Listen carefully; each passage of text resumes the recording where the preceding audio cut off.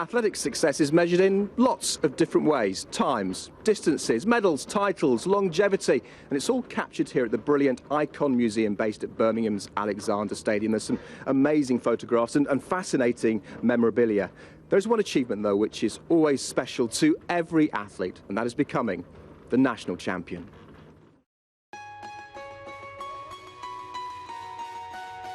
And here comes Coe on the near side. He's had a terribly rough ride. Has he gone too soon? He came across it, and Elliott is coming back. Coe is caught. Elliott wins it. No second.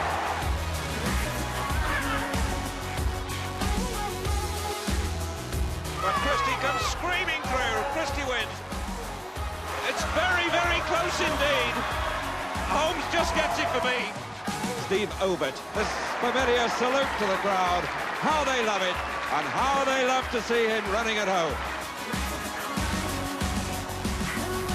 Jackson moving away from Jarrett now. There's a brilliant run by Colin Jackson. If he can hold it together now.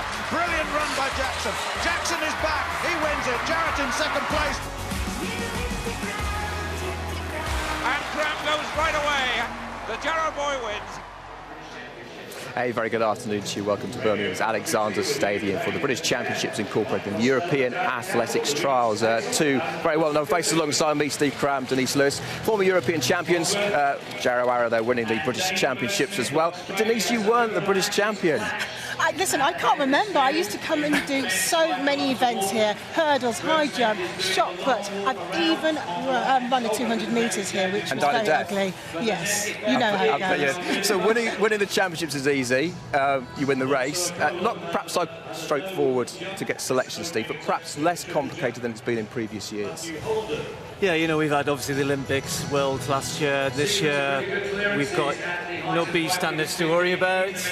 Fairly straightforward. Selection was based on times, distances, etc. that British Athletics sets. Some of the marks are a little bit tougher than the EA, the European standard. That's because we want to send people who are going to come in the top 8 and hopefully obviously win medals. So it's fairly straightforward. If you're coming in the top 2 and you have that standard, you're in automatically. If you're coming in the top 2, you've still got another 2 weeks to get that standard because they don't pick the team until July the 15th. Straightforward. They will hopefully take 3 in, I think, in most events. There is a little proviso, a little clause in there that says if anybody who may be injured, not here, is considered a true medal contender for the European Championships, they do have until the last date, which is August the 3rd, to select them. I don't think too many people come into that category. There are 1 or 2. Di Green might be one who falls into that, but I think most people this weekend will be trying to cement their place. And the intention, as Stephen mentioned there, Denise, is to take a full team, which hasn't always been the selection policy of UK athletics. Not always, but I think that varies from year to year. But, you know, when European Championships, when Britain can do very well indeed, you want to be taking the biggest and the best team that you can and giving athletes the opportunity to get on that stage. The fiercest competition for places in those European Athletics Championships will be the men's 100 metres, 9 qualifiers already. And the athlete we're most looking forward to seeing is Chichindu Uja. CJ Uja, we're seeing him here qualifying yesterday, Steve, where he looked supreme. But you commentated in that race in Hengelo when he ran the 3rd fastest time ever by a Brit. Yeah, you know, I don't think any of us, including himself, were probably expecting to run 9.96 that day. What was good, similar to today, they had heats that day, actually. I don't think many people realise that. And then he came back an hour and a half later and ran his 9.96, similar to today, semi-final, final. And against Richard Thompson, who's now top of the world rankings, really good benchmark for him. He beat all the other, Harry Aikens, Zariti was there. I think James Ellington was last in 10.19, so it was a high-quality race. And to me, yesterday, he looked fantastic. And I know, you know, we're very excited, aren't we, in the minute about the sprints, and particularly the youngsters, men and women. But he looks the real deal. Yeah, well, make sure you're on your sofas for that men's 100 metres. It comes towards the end of the programme today, towards 4:30. But let's take a look at the event timetable for the Sainsbury's British Championship so you can plan your afternoon. The first event on track will be the men's 400. Martin Rooney going in that one. He's been nearly sub-45 this year already. Women's 400 metres hurdles. Ailey Child looking like a hot favourite there. And then Katarina Johnson-Thompson, the heptathlete, the #1 heptathlete in the world. She goes in the women's long jump. But no Shara Proctor here. She's pulled out with a little niggle. Jo Pavey goes in the women's 5,000 metres. She's in great form at 40+. Goldie Sayers makes a comeback in the women's javelin. She's getting back to the sort of form she had before the Olympics. The men's 110-metre hurdles will be very fiercely contested. Then those two sprints. Lots of qualifiers in both the women's and the men's 100 metres. But who will book their places for Zurich? And, of course, who will become the British champion? Well, that's today. Yesterday, though, we had a fabulous day, lots and lots of finals for the crowd to enjoy, and the final one of the day was the best without question. It was the women's 1,500 metres. Laura Weightman, Laura Muir and Hannah England, the names to look out for. Start list for the women's 1,500 metres, the names to pick out: Laura Weightman, Hannah England and Laura Muir, the three who have the qualifying time, and three of the best 1,500 metres runners in Europe contesting this British Championships.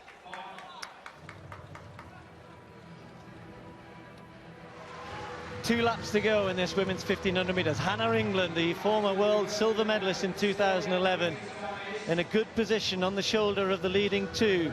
Laura Muir just following her. The young Scot who's had such a brilliant last 12 months or so. Laura Weightman, the other main contender, three from the back, just starting to make a bit of a move now, sensing that she needs to get a little bit closer down the back straight. Goes up behind Laura Muir on the outside as they just start to bunch a little, and the pace has been decent and it's just slowing, and Weightman takes the chance to just move up onto the shoulder of Morag McClarty. Laura Muir and Hannah England sensing the danger, and they're the big three names here. Weightman hasn't really pushed on, just put herself in a good position. McClarty on the inside, Muir and England well placed. Yeah, the race really just seemed to close down a little bit there. The pace slowed down the back straight, and Laura Weightman moved along, but hasn't really done anything with it yet. She's just put herself in a position where I suspect she might be getting ready to do something from the front. So Laura Weightman eases herself to the front, and immediately Laura Muir moves in behind her. The two youngsters there with Hannah England now coming out. So it's 400 metres to go, and these three, you would imagine, will have it between them. They're the only three with a qualifying time, and they are the three best 1,500-metre runners in Britain. And Weightman now starts to kick hard, and Muir's starting to work with her. 300 metres to go. These three starting to pull away from the rest. Hannah England working hard to stay with these two, but Weightman really attacking from the front. Muir going with her. At the moment, Hannah England struggling to go with them, but she's still within sight, and Hannah England can be dangerous in the last 200 if she can hang on. And Weightman kicks again. Laura Muir hanging on. Hannah England sees the two of them just extend another metre, but Weightman's kicking hard, but Muir won't give this up. She's a real scrapper. Laura Weightman looks behind and looks as though she's got something else, but so's Laura Muir. Hannah England's out of it, the two of them hanging between them. Laura Weightman kicking hard, Muir on her shoulder. Two great athletes, stride for stride. These two are going to battle it out to the line, but it's going to be Laura Weightman.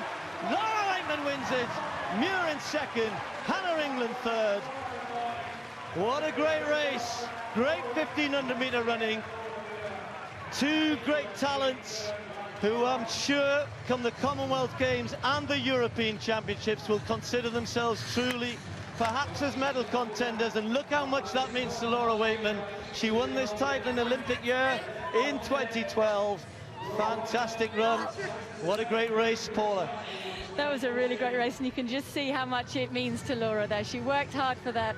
She really put the effort in over there. I suspect her coach might have something to say about looking over her shoulder there as she comes around that bend, because it just gave Laura Muir that little bit of hope that she could close up on her. But as she comes up to here, Laura Weightman, just has a small dig deeper and just manages to get a little bit more out of the tank and to get that well-deserved victory.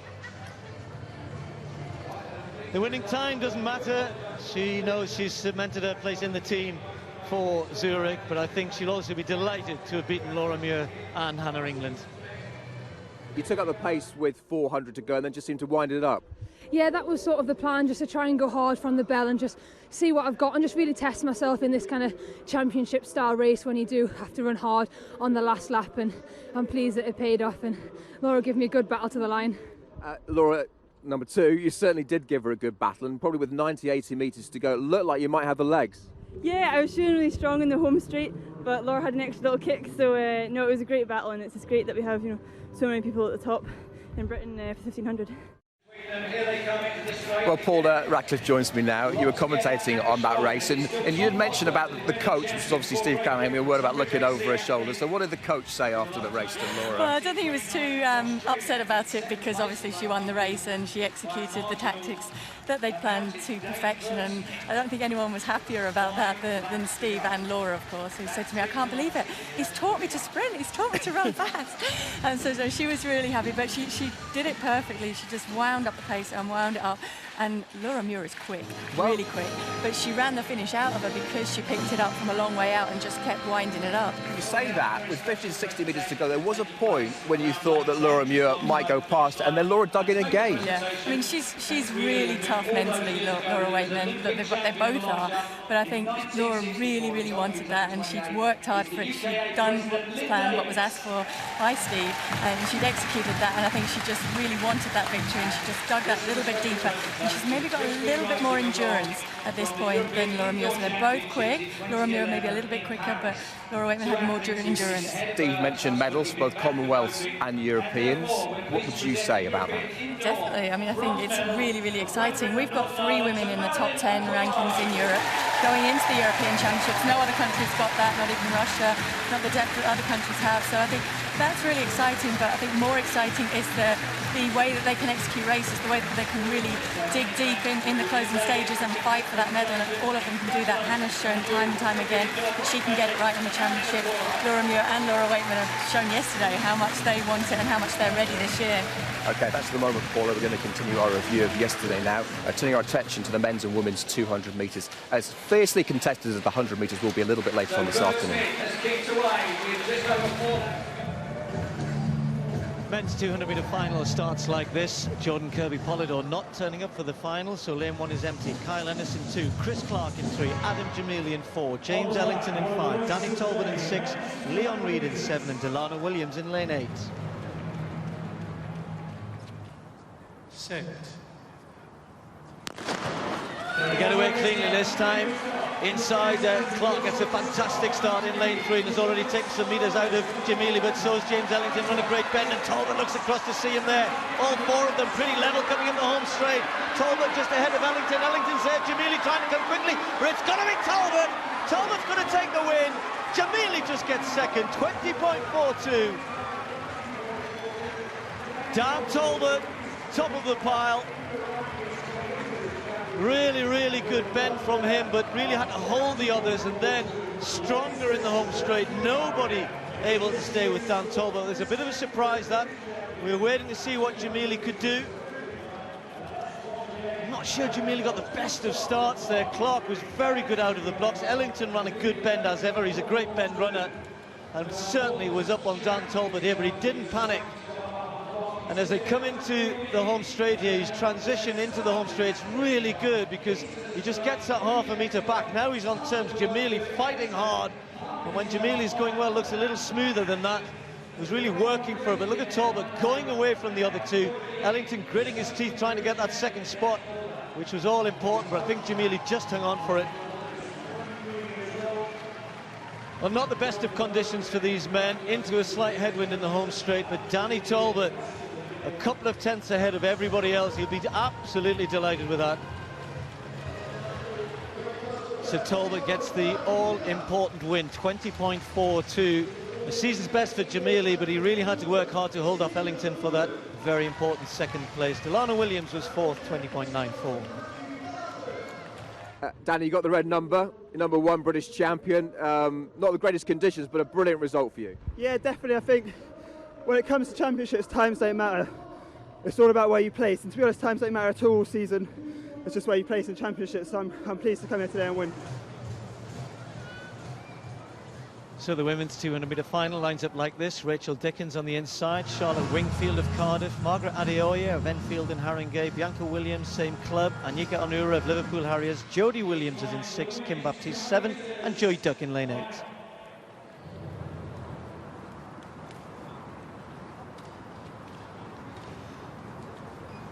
Set. Get away cleanly first time. Margaret Adeoye starts pretty well, but it's Bianca Williams and Jodie Williams who started the best round that top bend, and Anika Onura has got to try and get back on terms here.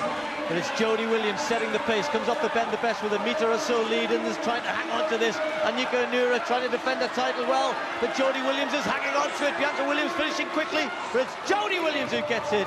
Bianca Williams in second place. And those two will know that they have cemented their place in the team for the European Championships, because of course they have the qualifying time. The two quickest women have ended up in the first two places, and the defending champion has had to just say, maybe on this occasion, not quite good enough to get there with the two youngsters. The two 20-year-olds started well, really. And Anyika will look at this and say, I didn't get out the blocks as well, and maybe that's where she lost it. And Jodie Williams on a really good bend here. I think a little better than Bianca Williams. And Bianca Williams, though, very strong over the last 50 metres. Jodie Williams, beautiful action. And Anyika trying to get back on terms. Look at Bianca Williams, is good 2 metres down at least at that point, and does finish really strongly to get into the second spot, but can't catch Jodie. Just maybe was tying up a little bit at the end, but holding her form well.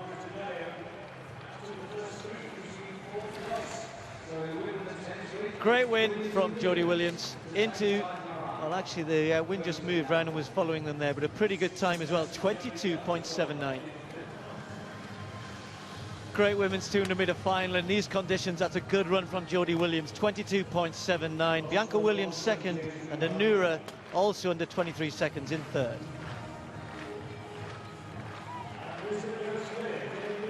European Championship selection guaranteed. It's going to be a busy summer for you. It is, yeah. I mean, I'm already going to the Commonwealth for the 200, and now Europeans for the 200 as well. Looking to qualify for the 100 tomorrow, so it's going to be a busy weekend and a busy summer as well. Good afternoon to Colin Jackson, who joins me and Denise now. Colin, let's talk quickly about Danny first of all. That's an impressive run. It was a good, solid performance from Danny. You know, he's always that guy who just seems to miss out all the big headlines. But you remember to 2012 when he picked up the bronze medal at the European Championships. It was great for us to see a new name emerge. But now he's really in the full flight of British sprinting. And when it's doing so well, he's got to be proud of his achievement yesterday. And maybe slightly disappointing from Adam Jamili. Well, I think with Adam, with everything else, you know, you've got to run an event to get the time of it right, and he's had limited 200-metre runs this year. So with that in mind, he's only going to improve. He's already shown that he's very sharp over the 100 metres, so with more running at 200 metres, I expect him to get close to that 20-second barrier again. And Denise, Jodie Williams starting to show some of that form that we hoped she would show after what was an incredible junior career. I think she had a win streak of about 150 races, didn't she? Yes, she did. She was the one we were talking about to carry the hopes of British sprinting. But she got injured back at this track in 2012. I remember seeing her in a heap after pulling her hamstring, and then a succession of injuries, but she's back to her very best. Another sub-23 clocking, which was extraordinary in the conditions of yesterday. But what she has won and what she'll take from that victory is the mental battle. She's back. She's ready, and to take on the senior competition. I think the phrase that she's used already this year is that this feels like her first proper year as a senior. Yes, and it really is, because she had to battle back. You know, she lost a lot of confidence being injured. She has now established herself again as one of the ones to beat, really. She's still young, but she's fit, she's healthy, and she's positive, which is a great thing. It's what you need in sprinting. Indeed. One of the big events in the field yesterday was the women's high jump, and this featured two heptathletes, Denise, that we're very excited about.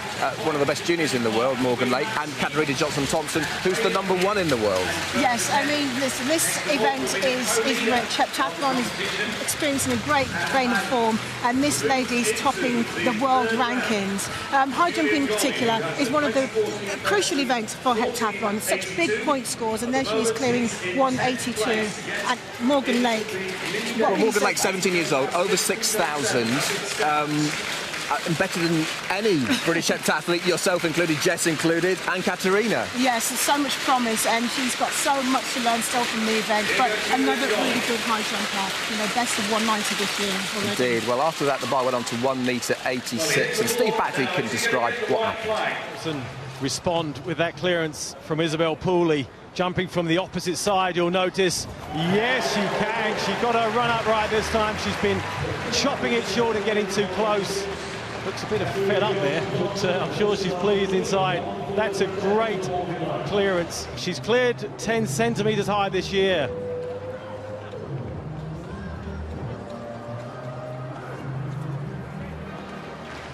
Now then, Morgan Lake cleared the previous height. You'll see there successfully 1m82. She's in the same situation at 1m86. She has done this a number of times this season. Can she repeat that kind of form? No. No, it wasn't her day. Morgan Lake at 17 years of age, I'm sure would have taken plenty away in terms of experience, but she will finish in third place with 1m82. Isabel Pooley, the competition leader, first attempt at 1m90. You'll see she hasn't had a failure yet. Looks buoyant, looks confident, and once again goes clear. That's a really emphatic and timely jump to put the pressure across to Katrina Johnson-Thompson, because she's the only other athlete in this women's high jump final. Well, Katrina Johnson-Thompson ended up with 3 failures at 1m90, which meant Isabel Pooley took the title, but she went on to 193, which is the standard. She didn't make it, so she will have to get that if she wants to go to Zurich. And afterwards, I spoke to Katrina Johnson-Thompson. Katerina, second in the high jump. You've got the qualification, which means you could go to the Europeans. Do you think you'll be taking up that place? Yeah, I've got the qualification. I came in the top 2, so I just need to see how long jump goes tomorrow. I'm doing both events this weekend, as the Commonwealth Games and the Europeans are so close together. I don't think I can do 2 heptathlons, but I'm just sort of trying to leave my options open at the minute. So your preference from what you said there probably would be the long jump of the 2? Definitely the long jump's my favourite event. I'm never nervous in the long jump. I think I am better in the long jump than I am in the high jump. But in the heptathlon, the high jump picks up most points, so that's why it's a sort of juggle between them 2. But I'll see how the long jump goes tomorrow, hopefully. Number 2 in the high jump today, but you're number 1 in the world at the moment with heptathlon. I mean, have you got used to that? No, it's still fresh in my ears to me. I didn't expect that at all. I think because I came 5th in Moscow last year, it was sort of a surprise for me to win. I got it. So number 1 in the world going into the Commonwealth Games. Number 2 in the world, Brianna's also in the Commonwealth Games. So it's going to be a tough battle, but I think it'll be a good competition. Hopefully not weather like this.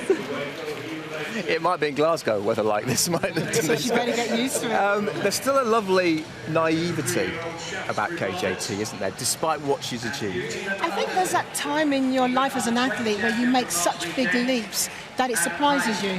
You know, you're all kind of competing, you're training, but you never quite know when that breakthrough year is going to come. For her, she's had a couple of breakthrough years and it keeps getting better and better. And like she said, she didn't expect to be in the position that she's in now, the world leader. And with that, you have to accept that people are looking at you, whereas before she was very much in the shadows of Jessica Ennis-Hill. But now all eyes are on her, she's performing well and she's rising to the occasion. Colin is very good at picking heptathlete, let me tell you. We had lots of arguments before Jess Ennis made it to be world number 1 and Olympic champion. I was like, I don't quite know how she could use it. Watch out, this girl's dynamite, and of course she is. You were right. But what do you make of KJT? Because I'm going to listen to you this time. You're going to listen to me this time? No, I think she's a phenomenal athlete, and I don't think she's anywhere near her ceiling yet. You know, we talk about people getting to that magical 7,000 metre point. I think she has got the potential to go up and beyond that, and I think she'd be looking at breaking I'm getting close certainly to Jackie Joyner's world record. And I know she's a phenomenal athlete, a strong performance, but I really believe she's mega talented. I think she can go all the way. That world record, 7,293, I want to say 91. I mean, nobody within 250 points. You think that's too big a call, don't you? Carolina Kluft, who had hardly any weaknesses in her event, you know, close to 7-metre jumper, 190 plus high jumper, great sprinter, still couldn't do it. She managed just over 7,000 points. I'd love for it to happen. Let's wait and see. Let's wait and see. OK, well, Katrina Johnson-Thompson goes in the long jump a bit later on, so we'll look forward to that. Jackie Joyner-Kersee, by the way, jumped 7 metres and 49 in the long jump, which is pretty incredible. Anyway, yesterday's review, continuing now with the 400-metre hurdles for men. This eagerly awaited men's 400-metre hurdles final. David Martin in lane 1, Ben Sumner in lane 2, Niall Flannery, fastest man in the UK, in 3, Tom Burton in 4, Rhys Williams in 5, Rick Yates in 6, James Foreman in 7, and Sebastian Roger in lane 8.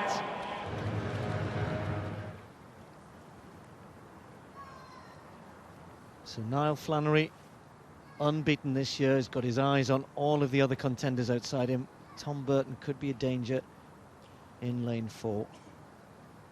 Set. Flannery gets out of the blocks really well. On the early pace, difficult to say. They're all rising together in those lanes 3, 4, 5 and 6, and they still are, and including Sebastian Roger out in 8 as well. Rick Yates in 6, perhaps just with a slight advantage at the moment, but also going well is Tom Burton in lane 4. The Tamworth man from just down the road here is perhaps leading them in line. Niall Flannery starting to come through, and even Ben Sumner still in this. So as they come into the home straight, only Rhys Williams is out of it at the moment. He will finish very, very quickly. So it's Burton from Flannery. Williams trying to get back involved here, but Flannery has not been beaten this year as Burton hits that hard. And they're all going to finish quickly behind them, but no one going as well as Flannery.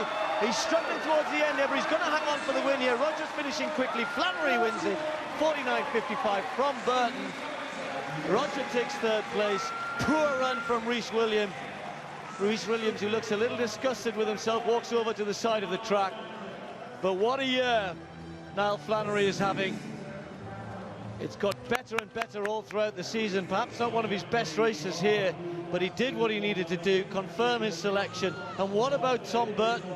He's come here this weekend with only 1 performance under the selection time. He hit that hurdle hard in 2nd place there. Thought that Rhys Williams would have challenged in the home straight, had nothing to bring him back into the race, really. So Flannery had it all to himself, and Burton, the 2 of them, well clear of Roger, who finished quickly in lane 8. So this man, his season gets better and better, and he's still improving. Just 23 years of age. He's now the British champion.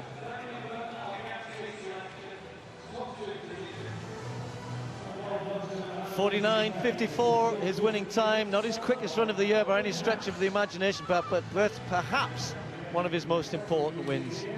One of the most competitive fields anywhere over the course of this weekend. Oh yeah, definitely.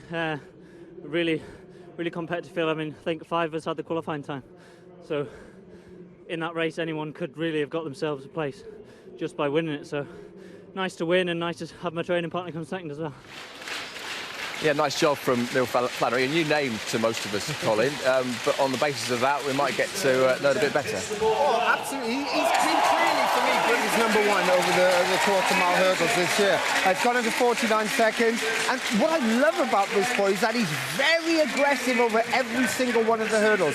Even at the time when some people can bottle it, when he changed down, branching hurdle 7 or 8, he doesn't. He goes hard into those barriers, makes him really aggressive off the barrier, and that keeps his impetus going, and of course that saves your energy too. So for me, he's got a really bright future in this event. He's going to work hard, and as a new name, I think he is the new name of the season so far. A couple of old names.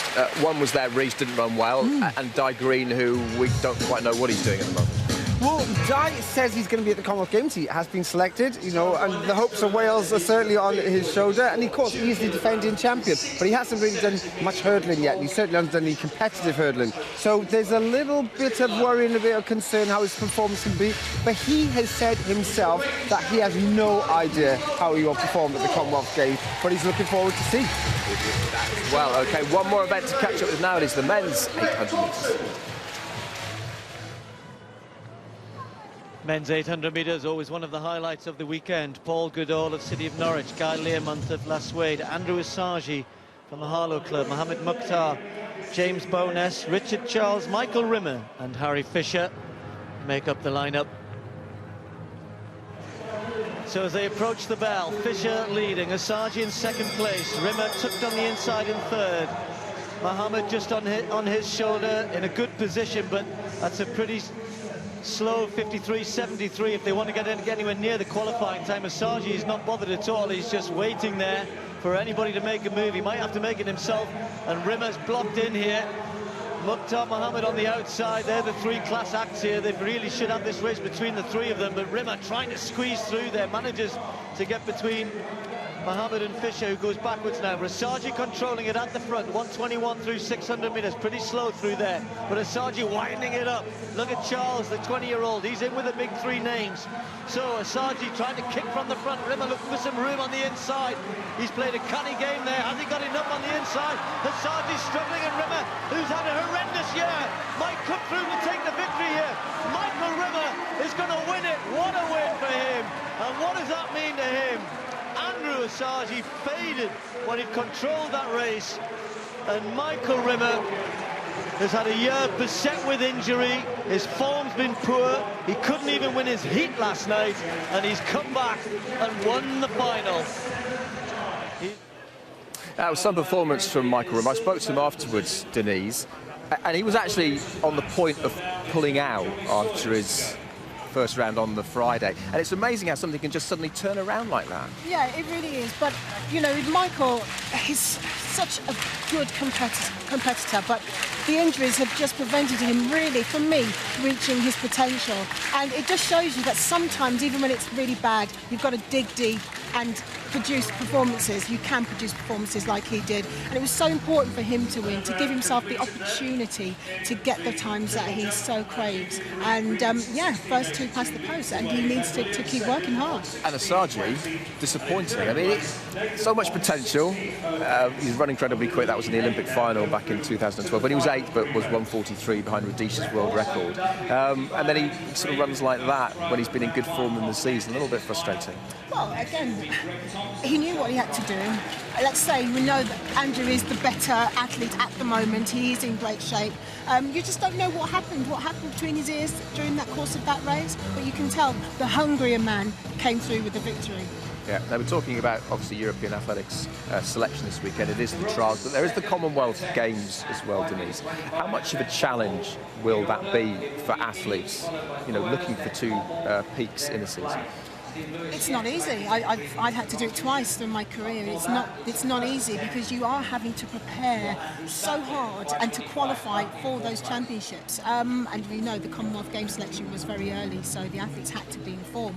But it is possible if you are fit and healthy. I think it is. We shouldn't overcomplicate it, really. Yeah. And you sit down at the beginning of the season and say, what is your priority? For a lot of these athletes, it might be just the European Championships with the bonus of the Commonwealth. OK, well, live action coming up very, very shortly now. The men's 110-metre hurdles. The athletes are out on track. Andy Turner was the European champion back in 2010. He will defend his title, assuming he gets there. We're going to pan over now to the commentary team. It's good afternoon to, well, Steve Cram, we've already said hello to. Steve Backley's up there, Colin's up there, and now Mr. Andrew Cotter. Good afternoon to you. Hello there. Yes, looking forward to this one. It's Andy Turner is the standout athlete, although with all his Achilles problems as well, he's overcome so much, but he is the man to beat here. Alex Alamein as well looks strong. James Gladman, 2 go through automatically, and the 2 fastest outside that top 2.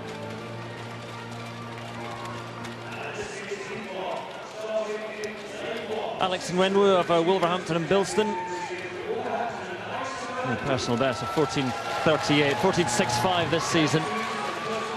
A larger figure of man who competes in the decathlon as well. Brighton and Hove athletes, also from the Army, Peter Moreno.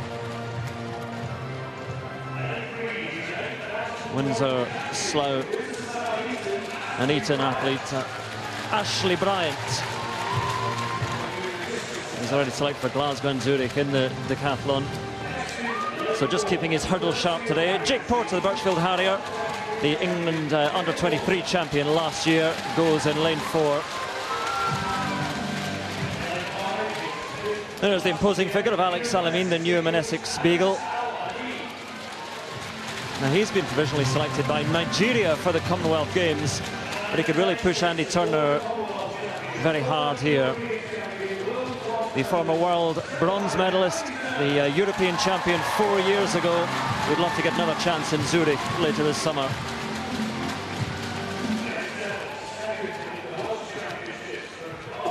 And the Welshman Glenn Elsdon goes in lane 7 from Carmarthen. There's Warrington's James Gladman. Again, he can go below 14 seconds.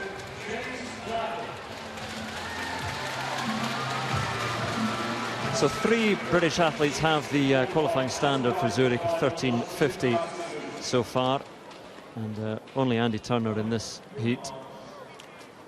Lawrence Clark and Will Sharman still to come. A reminder, first of 3 heats, 2 automatically go through to the final just before 4 o'clock. Plus 2 fastest not in the top 2. Got Nguyen Lane 1, Peter Moreno in 2, Ashley Bryant, the decathlete, in 3, Jake Porter in 4, Alex Alamin in 5, Andy Turner goes in 6, Glenn Elson in 7, James Gladman in 8.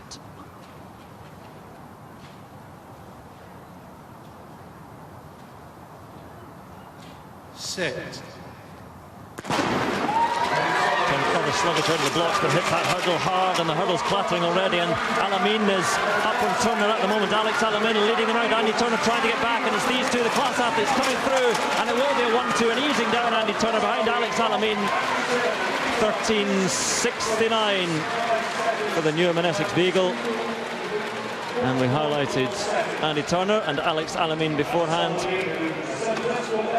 Well, not quite in that order, but it was Alamin and Turner who go through automatically. The others have to wait to see what the times are like in the other 2 heats.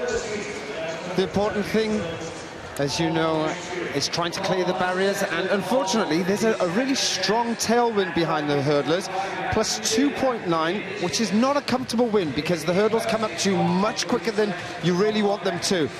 Andy got an all-right start, nothing spectacular. You see, he smashed those first 2 hurdles, which cost him, because you need to get into your rhythm, into your groove as quickly as you possibly can. And unfortunately for Andy, clattering those barriers didn't set him up well. Whilst Alamin, he's strong, he's bold, he works hard into the line, so he takes this victory. But remember, it is only the semi-final. And the most important thing, as you were saying, Colin, is in hurdles, just get through. Make sure you avoid any of the pitfalls that all these barriers can bring. We saw Andy Turner just stuttering a little bit into the final hurdle. Alamin takes the victory.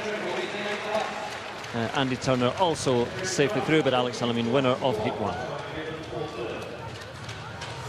A bit of a shock there for Andy Turner. We'll see how he goes in the final a little bit later on. And Will Sharman and Lawrence Clark coming up in heats 2 and 3. That is after we've caught up with the best of the highlights from yesterday, which we haven't seen so far. The women's 100 metres hurdles was won comfortably by the world bronze medalist Tiffany Porter. She counted home to win by more than 1/3 of a second.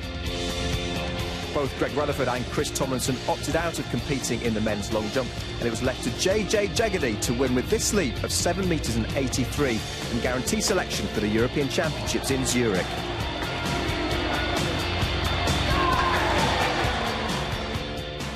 The favourite, Ailish McColgan, ran a season's best in the women's 3,000 metres steeplechase as she continues her preparations for the Commonwealth Games, which of course is on her home soil.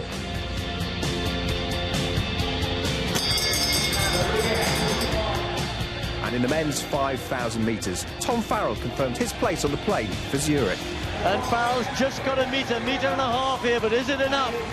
Mellor struggling to go with these 2. Millington still there, still can perhaps attack in the last 100 metres. Farrell gritting his teeth and has another go here. Millington has to look behind, he's not going to catch him.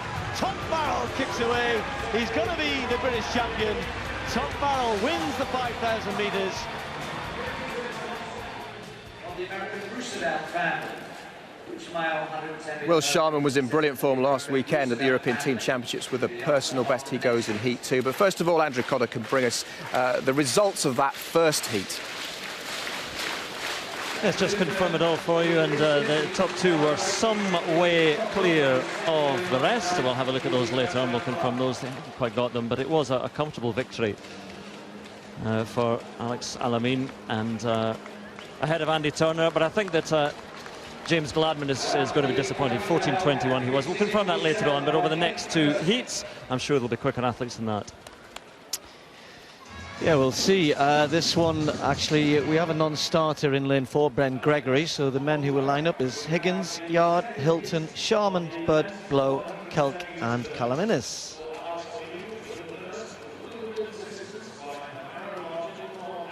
So Ben Gregory has actually been competing in the pole vault, another decathlete. So Ashley Bryant in that first heat, and Ben Gregory, unfortunately for him, he's already out of the pole vault. He may have had time to come across and come and take part in this, but probably wasn't able to register in time. So Will Sharman, great year he's having. Real return to form for Will Sharman. A little unlucky last weekend not to win. Up against him here, Nathan Higgins from the Plymouth Club, 20-year-old. Next to him, another youngster, teenager, Joe Yard, just a teenager, another few days before his 20th birthday. There he is.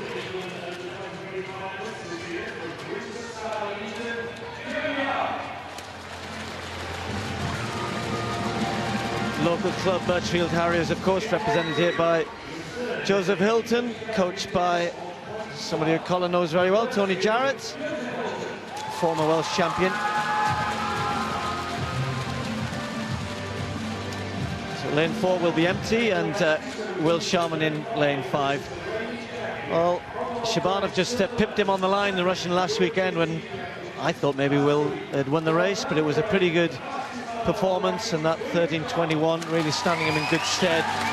We want to keep getting quicker though, heading towards the Europeans and the Commonwealth Games. His training partner next to him, Yannick Butt from the Bristol Club, wearing his Loughborough vest.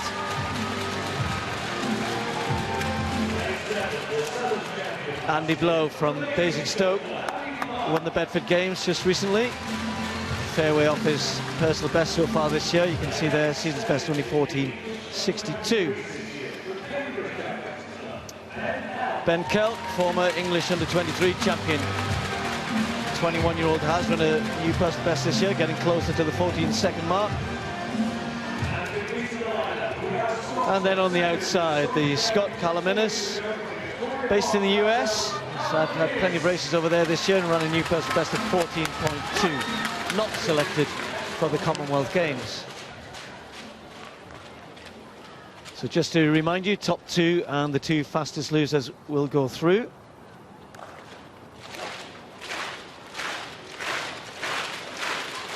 I can tell you that the result of that first heat, beyond the first 2, James Gladman, was 14.21. So those who finish outside the top 2, I don't think that will be something that will worry Will Sharman. They've got that time to aim for. As Colin was saying, Colin, a little bit of a blustery day again. Wind was quite strong behind that first heat, but it's sort of moving around. Feels a bit calmer now. It looks very calm now. Just look at the triple jump that's going on in front of us, and that is only a plus 0.7, that last jump. So you can see, quite blustery. Not as cold as yesterday, thank goodness. So second semi-final of the men's 110 hurdles. Set.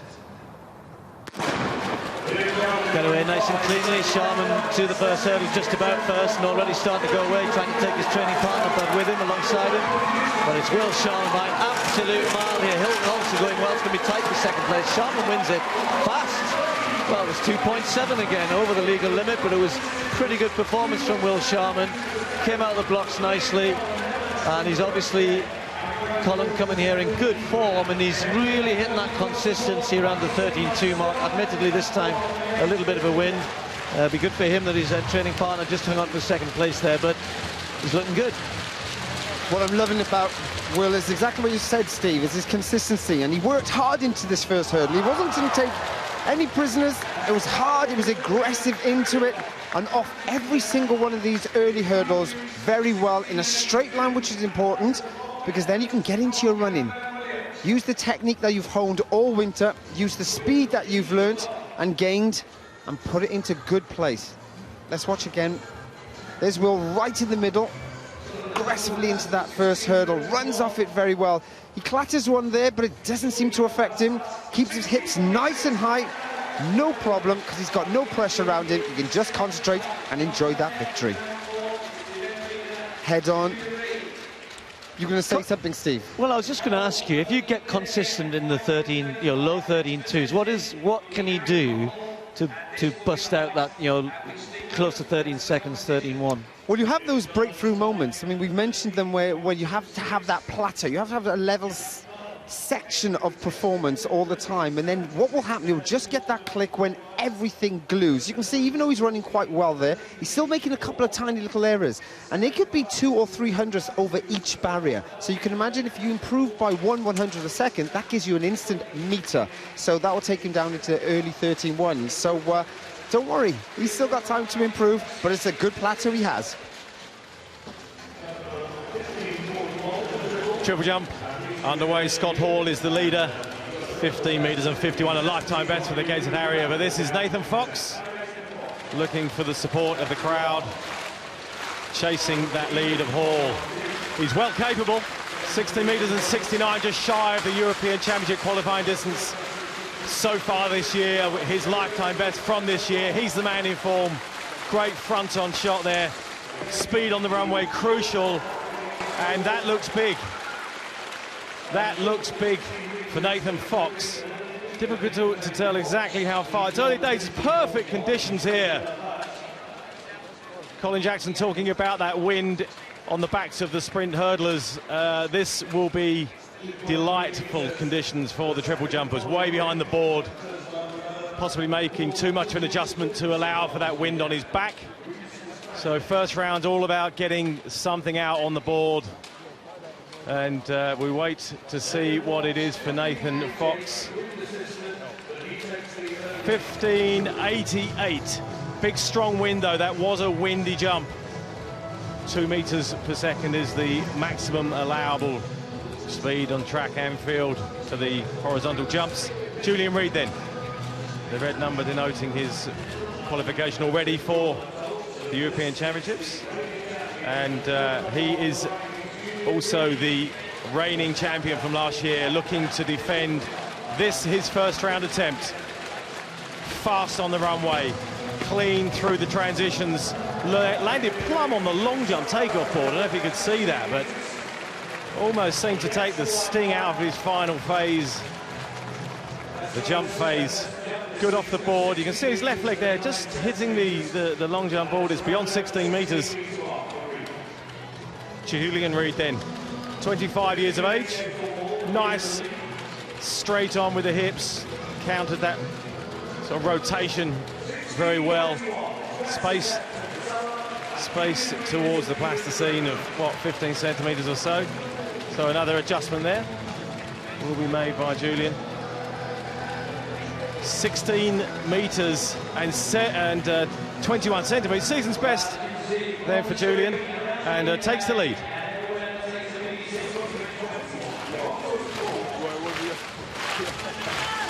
Ben Williams then, chasing that lead of Reid, 16 meters and 21. This is his first attempt. Attacked it at the start of the runway, knees heavily strapped. Could hear he was good on the board. That looks really good. Wow, that's going to be close.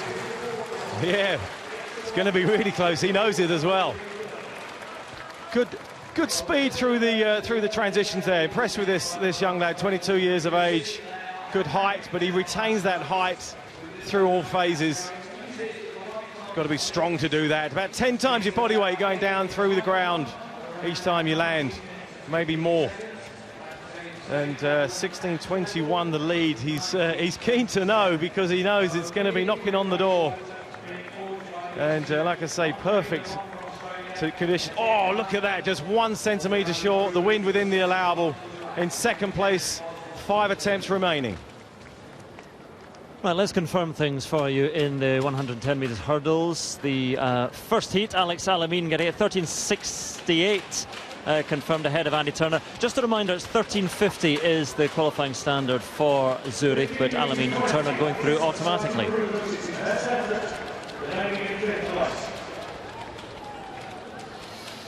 So the result of the second heat, just confirm that for you.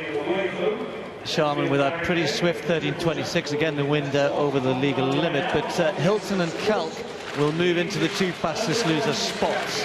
One more race to come.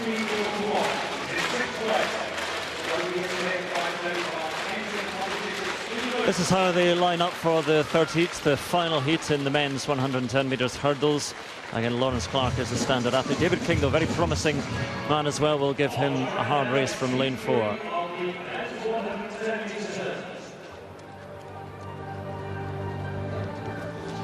few decathletes are sprinkled in here as well. Again, just looking for a good run out in this event. Liam Ramsey is one of those, the City of Sheffield athlete. 14:64 he has run this year, his personal best. Richard Reeks from Poole and the Royal Navy. Again, a decathlete, a former English indoor decathlon champion. There's Onajiti Okoro, one of the two Okoro brothers in this lineup, the Birchfield Harrier.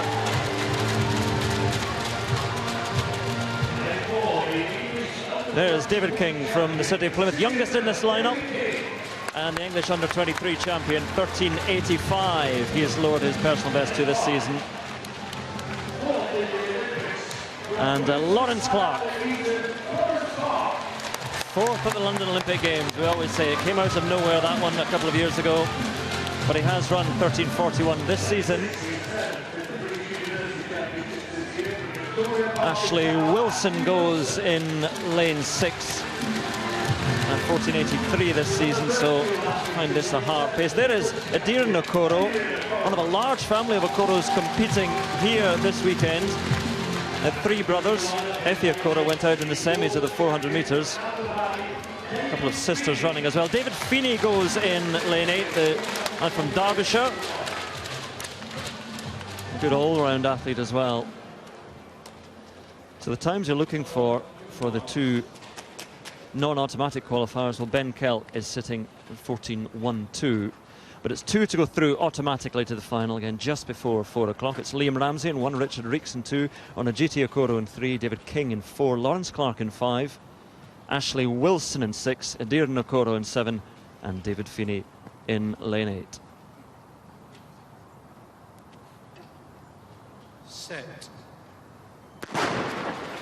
Good clean start, and David King away very well. Lawrence Clark now moving up alongside and past him. Lawrence Clark powering away here, and Adiran Okoro as well going with them. This is a good run from Adiran Okoro. Lawrence Clark well cleared at the moment. 13:43, they went right on the legal limit. So Lawrence Clark shows his class, and all the main contenders are moving through quite easily in the 110 metres hurdles. But a good run there from Adiran Okoro to take the second automatic place. Those are the two who go through, and we'll confirm the times for you shortly. But all eyes were on Lawrence Clark. He was the favoured man in this qualifying round, and he produced a magnificent performance. I must admit that. 13:43, or 13:42, the official time was rounded down to, but he did that with the legal wind. So of all the heats we've seen, this is the only one that has a legal wind behind it.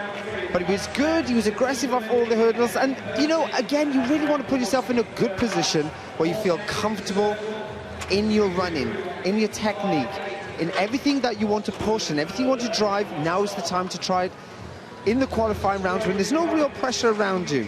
And Lawrence, well, he had troubles with injury worries last year, and it's nice to see him that he's back competing on a consistent level. Love to see him in world-class athletics again. He's one of those real personalities in our sport, so we certainly miss him when he's not around, but he's a real quality athlete.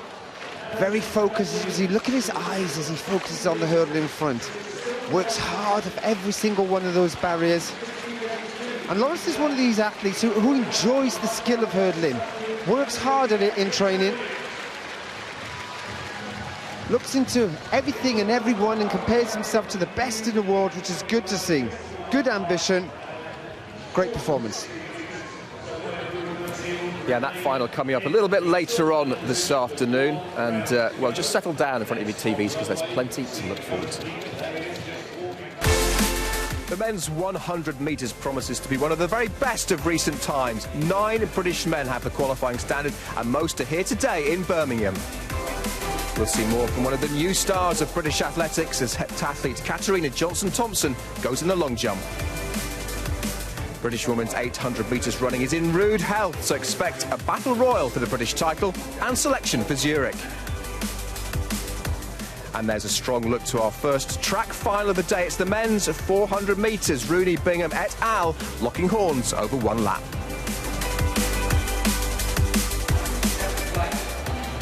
And I'm also delighted to say that in the women's javelin we have the reappearance on our screens of Goldie Sayers, the British record holder. Heartbreak in 2012. We're back to something like her best this year, and BBC's chief sports writer Tom Fordyce caught up with her. I think the first 3 rounds at Crystal Palace, I had the best 3 rounds I'd ever produced. Oh, it's big! But that smile tells you she thinks that's very good. She was beating the world record holder by 2 metres. 66 metres and 17. It's a new British record for Goldie Sayers. I'll just take one more, see how I feel, and then probably can it and save myself for London. And in that throw, I partially tore my ulnar collateral ligament in my elbow. So, 2 weeks before the Olympics in 2012, I partially ruptured my elbow, having thrown a British record and beating all the soon-to-be medalists in London. Doesn't look like much, but if you get a little pain in your elbow when you're a javelin thrower, that is a problem. My run-up was perfect. I was putting as much power into it as I possibly could, and it was like landing at 48 metres, and I can pretty much do that standing, and I was just like, you know, what is going on? And because I had so much adrenaline, it wasn't until I finished and had my 3 rounds, I was like, I'm in excruciating pain. But that's kind of the level of focus you're in at a major games like that. I had to give it a go. I couldn't not compete in a home Olympics, and you know, I felt fantastic today, but my body, my elbow just let me down. I think having watched it back, I thought the camera had cut, so I turned round and then I literally lost it, and I lost it for quite a long time.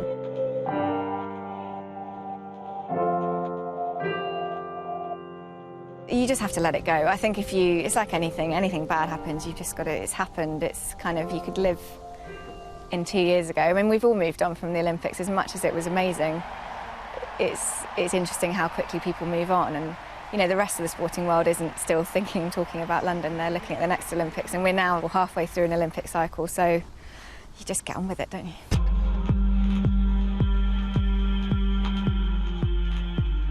So is there any pain at all now?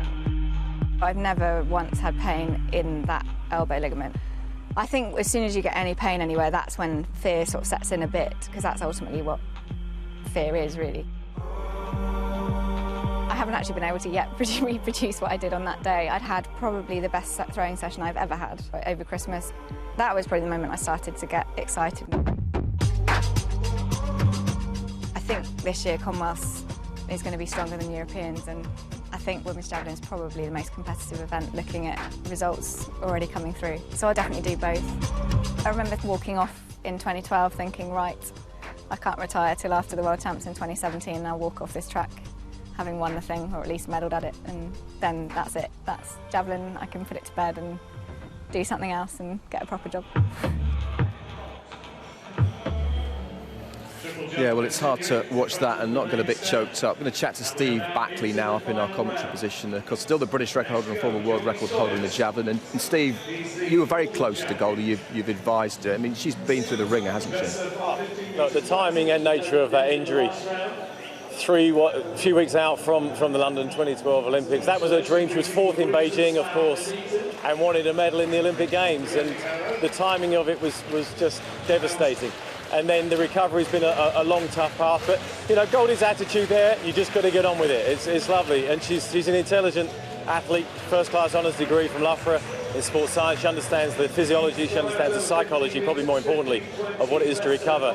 So I wish her all the best for today.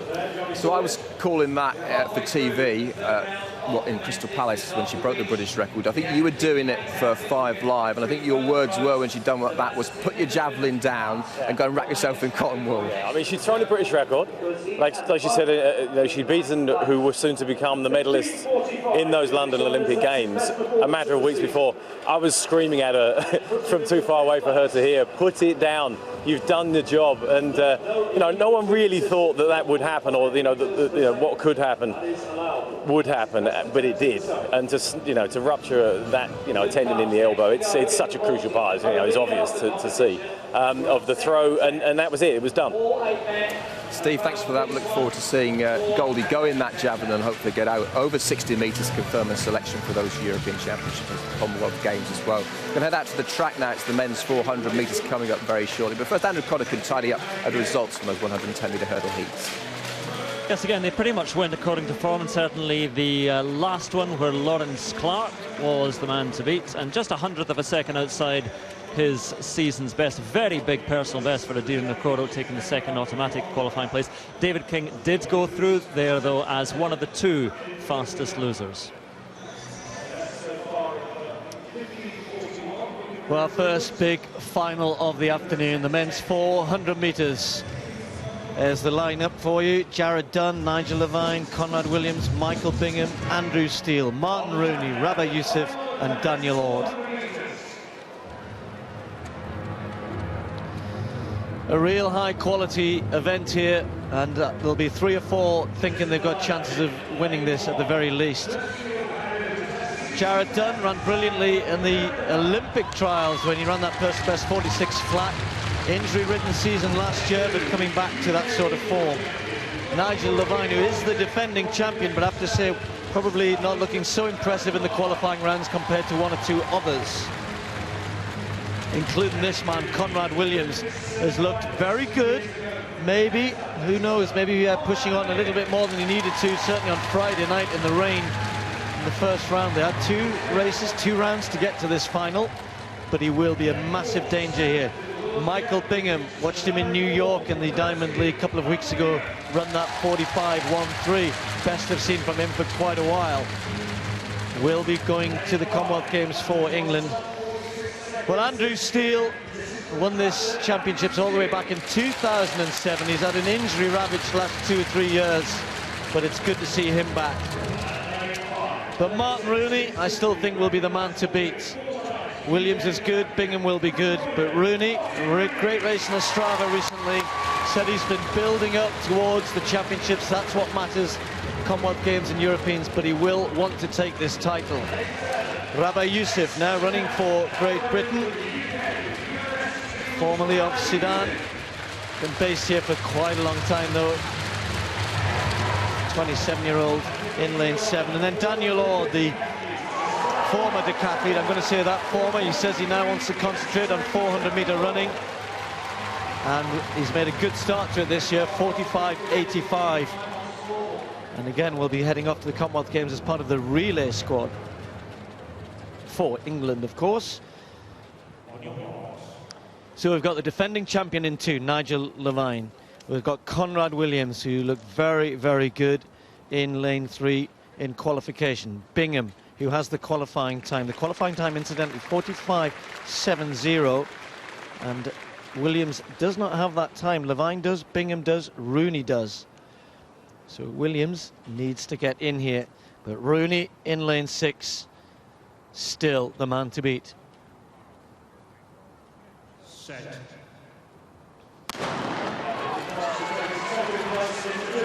Andrew Steele a little bit slow out of the blocks. Michael Bingham has already made up a couple of yards on him. Conrad Williams maybe not starting as quickly as we've seen in the previous 2 rounds, but he says he's been working on judging his race correctly. So not much to choose between the big names. Rooney chasing down Rabah Youssef, and will have to be good round the bend. Now Conrad Williams starts to make his move, goes past Michael Bingham wearing the red headband. Rooney being taken round that bend by Rabah Youssef outside him. It may well be between Rooney and Conrad Williams on the inside of him in lane 3. Williams with a 2-metre advantage. Rooney trying to chase him hard down the home straight here, but Williams is staying strong. But here comes Rooney. Martin Rooney is just going to get here. He is still the number 1, but only just. 45.79. Williams in second place. Great run, great race, but he still will have to go and chase that qualifying time. Not quite quick enough. Conditions probably not all that helpful today. Down that back straight it is pretty breezy. But Rooney was put under some pressure there, but he came through.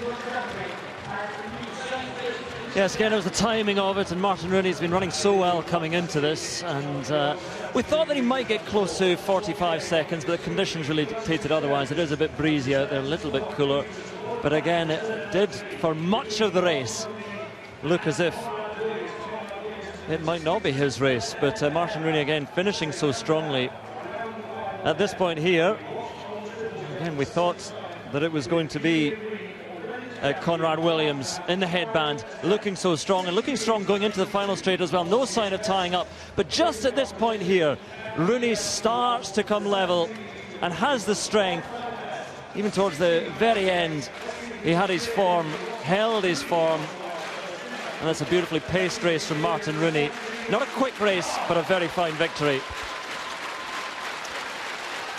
Well, I was chatting to him early on in the season about how things are progressing, and the sprint squad were away in America training for April and May, and he really said he's been trying to judge his season. Ostrava was a real step forward for him. He's got to now take it on from here. He's guaranteed his qualification and move on and start running low 45s into the 44 seconds. As for Conrad Williams, as I said, good second place, but he will have to go and chase that time in the next 2 weeks now to get selection for Zurich. Martin Rooney's now with Phil. Thanks a lot, Steve, and I know Martin will echo what Steve was saying there. Good win today, but you know there are quicker times to come, and that's what you'll be doing between now and I take it Commonwealths and Zurich as well. Yeah, to be honest, today was just about winning. I haven't ran since Ostrava. My heat, first time I ran since Ostrava properly, so it was just about winning today. Like, Conrad put up a great race, and Bingham is in good form as well, so I knew it was going to be tough. How important? Sorry, I was just saying, how important is it for you? You know, there are 4 Britons in the top 10 in Europe, to put a marker down within Britain to say I'm the best of the bunch. Well, today I was ahead of everyone, like, so I knew I had to do a good job. Like, there's no way I could just sit on someone's shoulder and come home. So today it was nice to win from the outside. It's important to be British champion. I like it.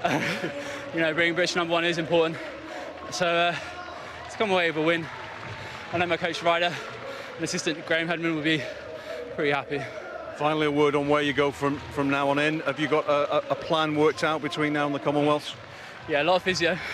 Next couple of days, I really need to get some niggles sorted out, so I get that to sort out over the next couple of days, and then I'm racing in France and Glasgow. Excited about the British Grand Prix in Glasgow. We'll see you there. All the very best. Cheers, Phil. Good to see you.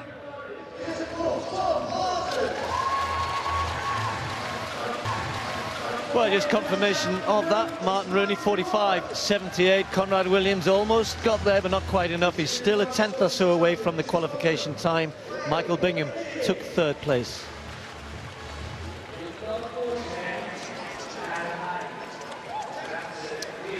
The triple jump coming towards the halfway stage, 3rd round. Nathan Fox there, you can see his best so far, 15 metres and 88 centimetres. Looking to try and go beyond 16 metres. 16.69 is his best from the indoors. And again, looks quick on the approach. Big step phase. And that's beyond 16 metres. That's beyond 16 metres. The leading mark, 16 metres and 21, Julian Reid from the 1st round, and that's got to be close to it. Again, landing on that long jump board, you can see at the end of his 2nd phase, just wobbling underneath his foot, space to spare. Well disciplined, but he can push in for the last 3 rounds and get close. Of course, it's measured back to that plasticine, so you're losing centimetres by taking off behind it.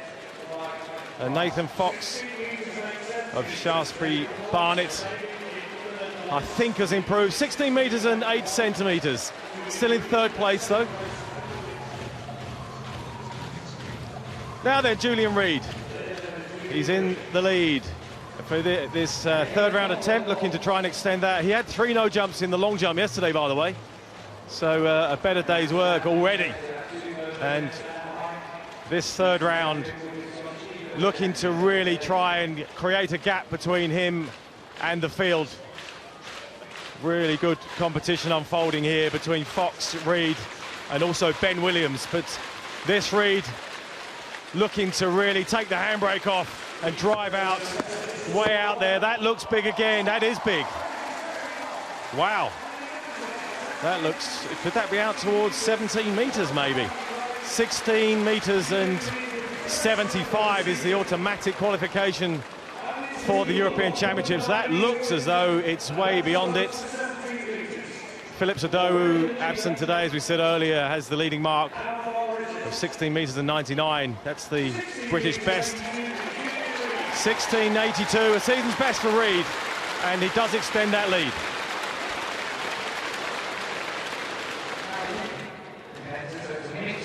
Right, who can step into the void? Who can fill the sizable gap left by Christina Hourogou, who's having a rather easier year, racing lightly, not running particularly well, but perhaps Kelly Massey, perhaps Shayna Cox, perhaps Hourogou's younger sister Victoria. Look out also for Seren Bundy-Davis, very young, very talented in lane 3.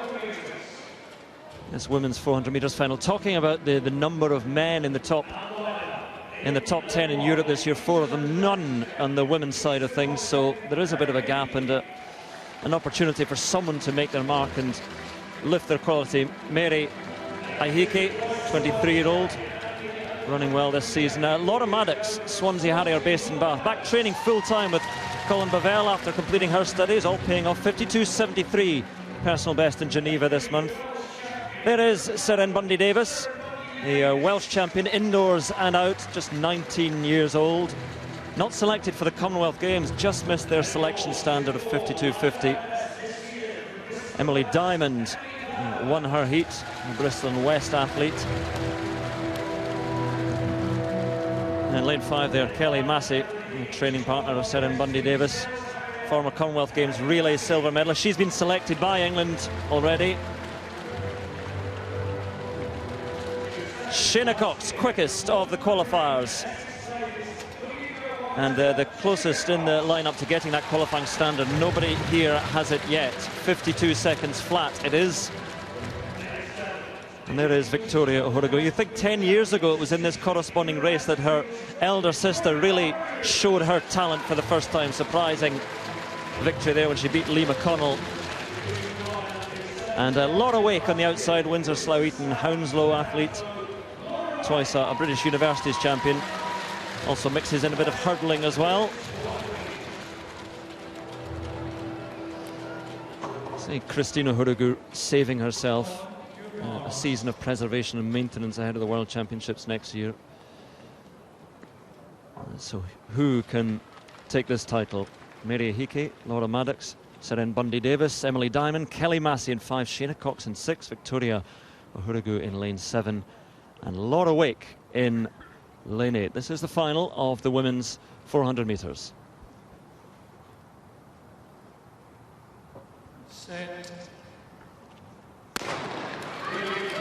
Get away cleanly, and Shayna Cox is the athlete to beat, and she moves quickly into her running in lane 6.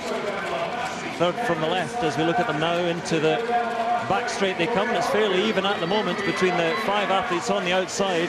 In fact, Victoria Hourogou is moving along very powerfully in lane 7, trying to get up alongside Laura Wake.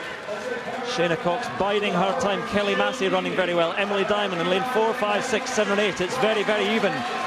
Nothing between these runners at the moment. Mary Ihike right on the inside, going very well.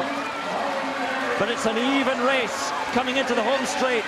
Shayna Cox now alongside Kelly Massey. Massey holding her off. Shayna Cox trying to get there, but Kelly Massey is going to hold on just for the victory. She is the champion. Shayna Cox in second place. And Kelly Massey, what a wonderful run by the Sale athlete. And she can't quite believe it, but she is the champion. The former English champion, now the British champion, and holding off the challenge of Shayna Cox. A very, very impressive run. Yeah, quite a bit to talk about there, really. Shayna Cox probably should be running better than this, to be fair. She's got that pedigree. Some youngsters in there. You look at Seren Bundy-Davis, started so slowly, and on the inside, Mary Ihike started pretty quick through the first 200, and then a lot of people coming strong in the home straight, but right through all of it there, Kelly Massey just running a good, solid, sensible race here and holding off all challenges in the end. Really need a bit of a breakthrough, don't we? We need a bit of 2 or 3 of these to break through a little bit more in the 400 metres and start to get back into the low 51s, but some talent and some real opportunities here. Bundy-Davis looked as though she might start the challenge, but just faded a bit. in the home straight. And look at Massey, she wants to win this. Shayna Cox not able to do anything, and Massey just having enough to hang on for the win in the end, but it was very, very close. Good race. Well, an impressive performance from Kelly, British champion. I know you're going to be thrilled with that. Not quite the time you need for the Europeans, but you've got time, a couple of weeks to chase that time now if you want. Yeah, definitely. It's not about times here, it's about getting the medals. I was a little bit disappointed with the time, but I said to my coach I'd be disappointed if I didn't win today, so can't complain. So when you say it's not about a time here, do you, in the back of your mind, you think the time doesn't come within the race today, it is about winning and getting the first two and a chance of making the Europeans. Have you got a game plan in place to chase the time somewhere across Europe or here in Britain? Well, I've got the Commonwealths, but we've got a month till then, so I'm hoping to get another race in. Just got to be more selective with what races I do there. There's a 2-week window now. If you can get sub 52, you'll be on the plane to Zurich as well. So I take it that's a goal as well? Yeah, that's definitely a goal as well. I'd love to be there, and I know 51's in there somewhere. Well, we hope you can achieve it. All the very best. Thanks for talking to us. Okay, thanks a lot.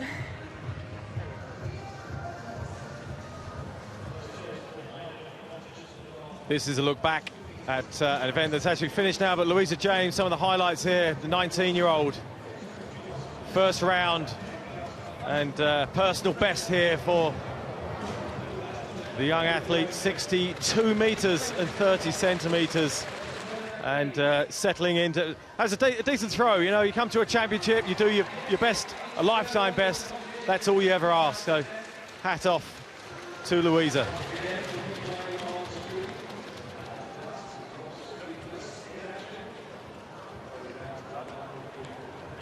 So takes the lead there at early days in that competition. But it's this athlete, Sophie Hitchen, the pre-event favourite. She's won the British title 3 times before. 2 no-throws was followed up by this in the 3rd round. And way out beyond 60 metres. She is a 70-metre plus thrower at her very best. But that was enough, at least, to take care of another title for Sophie. You can see there 2 no-throws, and it was the 3rd round with 65 metres and 56 centimetres. That was enough for the win. And in the last round, young Caris Parry saved her best. Wound up nicely, just settled it, just seemed to slow everything down in this last round. Very simple technique, kept it long, didn't quite threaten the lead of Sophie Hitchen. And nice balance through the phases there.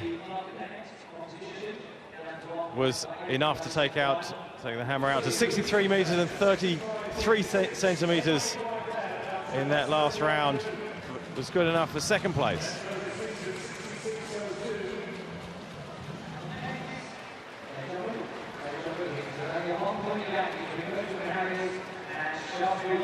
So here's confirmation of the women's hammer. Sophie Hitchen, 65 metres and 56. Caris Parry and Louisa James picking up the medals in 2nd and 3rd place. Denise and I have come down to the infield now. We're just about the start of the 100 metres. The semi-finals up shortly, the women's first, the men's after that. The next event on track will be the women's 400-metre hurdles. The hurdle just over there. Ailey Child going that one. Denise, actually, conditions a lot better than they were perhaps an hour ago now. Yeah, it has warmed up fractionally, but, you know, it's still quite a swirly wind. But for the 100 metres, I think, you know, you've got a favourable wind, so they should like it. But the girls are going to have to work very hard in this 400 metres, especially around that back straight, where, as I said, the wind is quite swirly. Yeah, athletes doing battle for, obviously, the British title, but also places on the plane to Zurich for the European Championships. You can see that on the BBC, and a whole lot more as well over the course of the summer.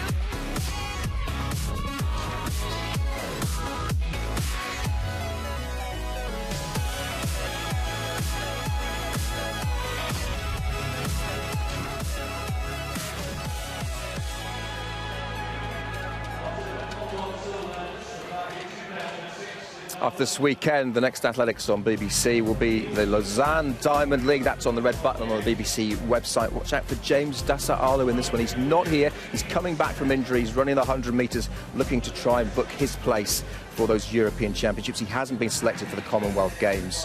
Those Commonwealth Games in Glasgow, and the big warm-up meeting, and plenty more besides. It's the 2 days of Diamond League athletics from Hampden Park. Yes, 11th and 12th of July.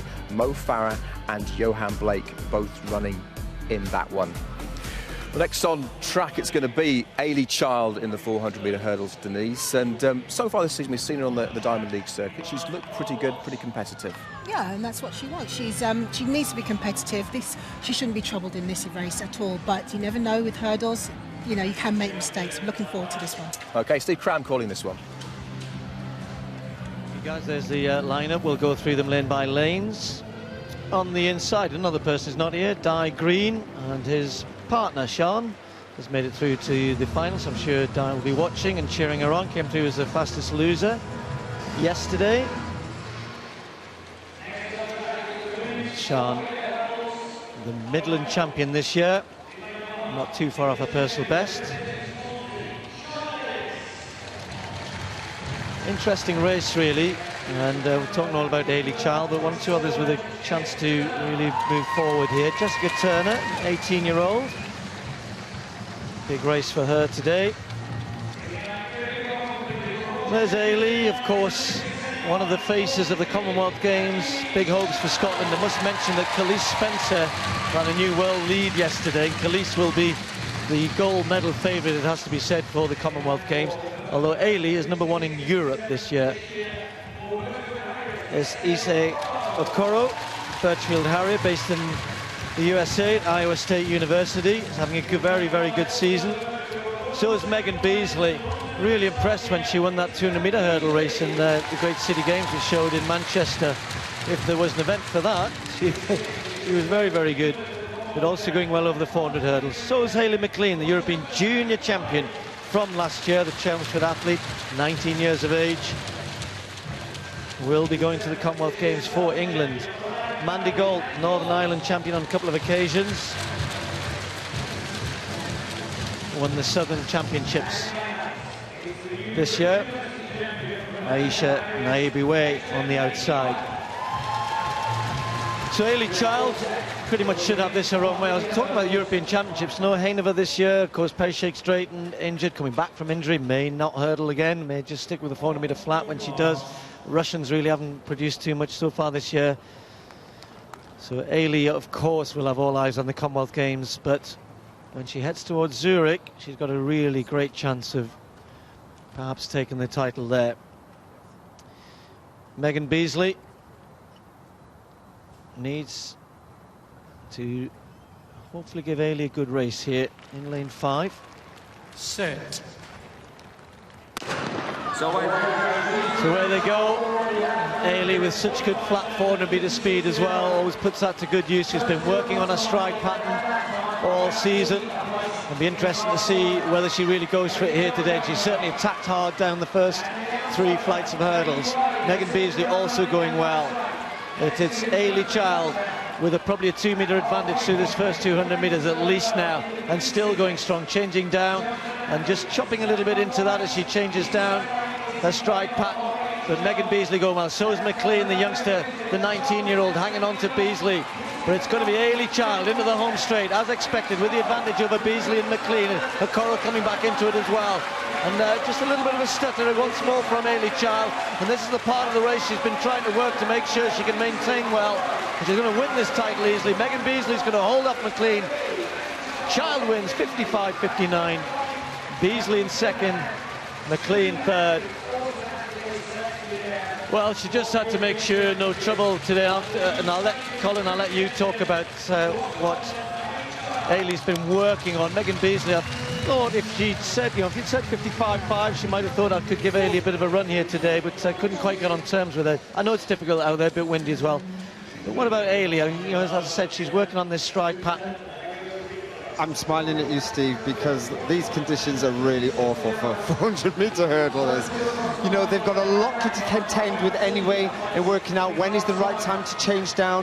How do I actually feel when I'm a little bit fatigued? I may have to change down one hurdle sooner than I really planned. But of course, when you add these elements in it, you know, of the conditions around you, then you really have to start thinking and be sharp in your mind and make a real conscious effort and decision. What Amy's been trying all season is to just extend the time when she has to change down.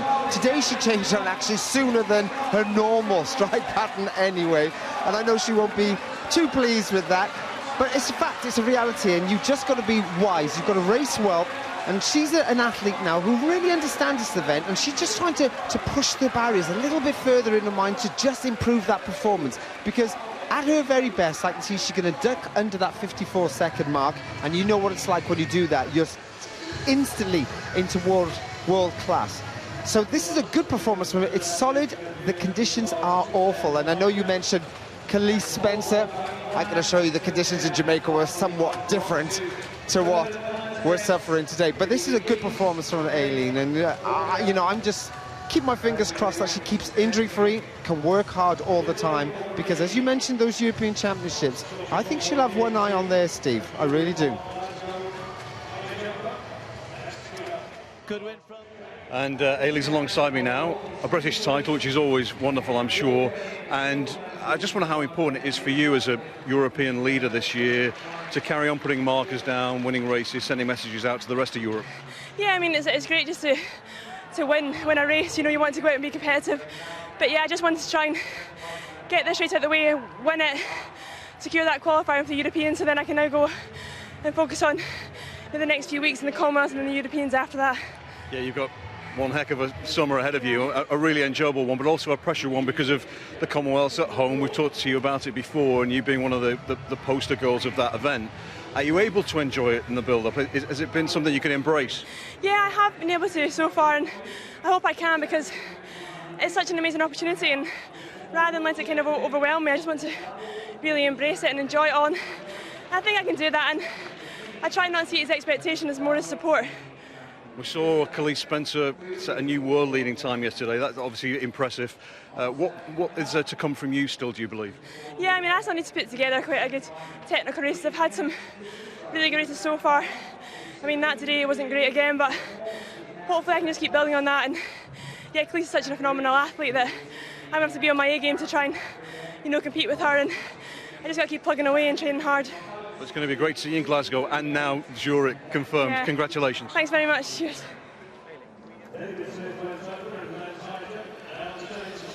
Yeah, well done indeed, and rather interestingly, Hayley McLean with that personal best. She could be one of those development athletes that might just sneak into selection. She's still off the qualifying time, but that might have done, well, certainly would have done her no harm whatsoever. Megan Beasley took second place.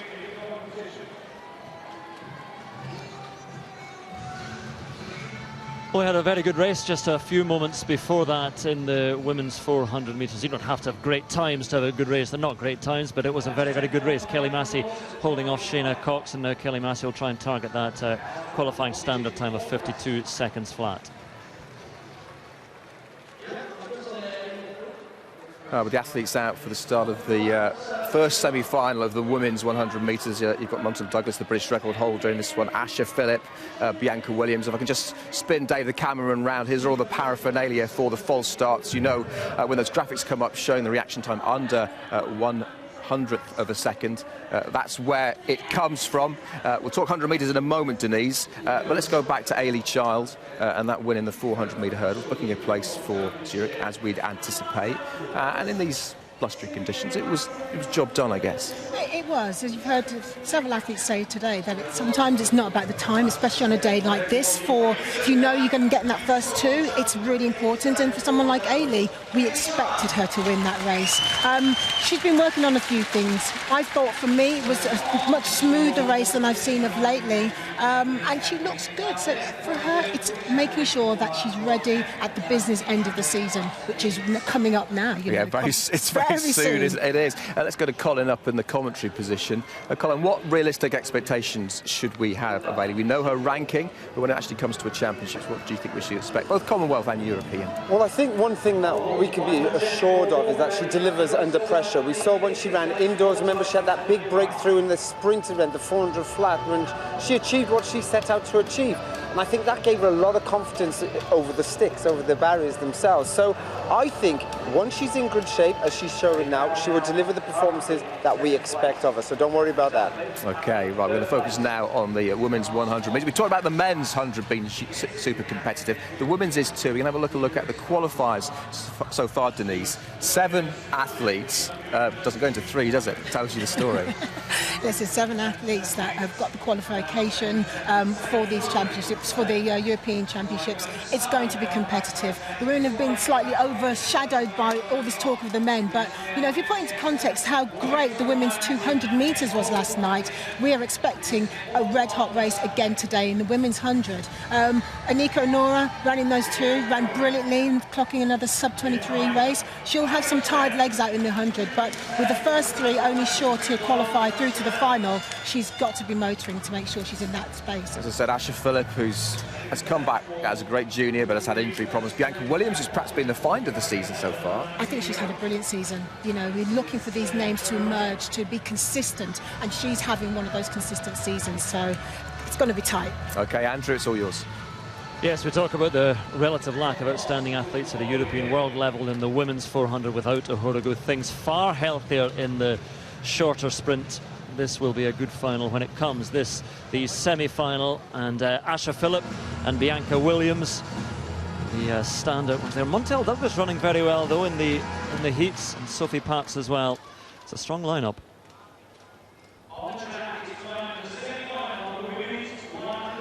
Lane 1, Elaine O'Neill. Woodford Green with Essex Ladies. Welsh record holder, shares it along with Sally-Ann Short. That was 11:39 back in 2010, 11:83 this season. Shauna Thompson, the Sale Harrier, goes in lane 2, 22-year-old.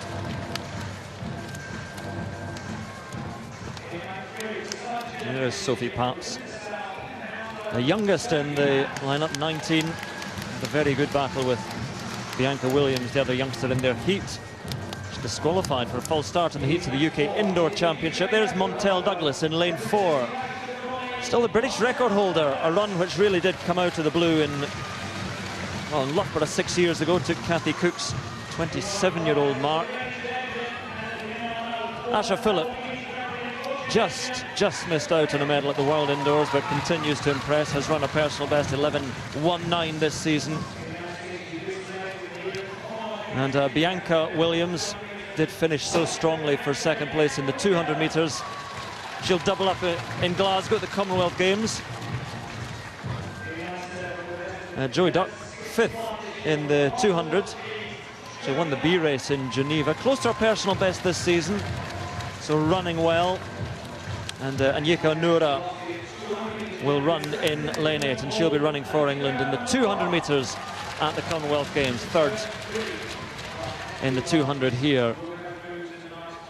So the first of 2 semi-finals, and the first 3 go through automatically, plus the 2 fastest losers over the 2. On your marks.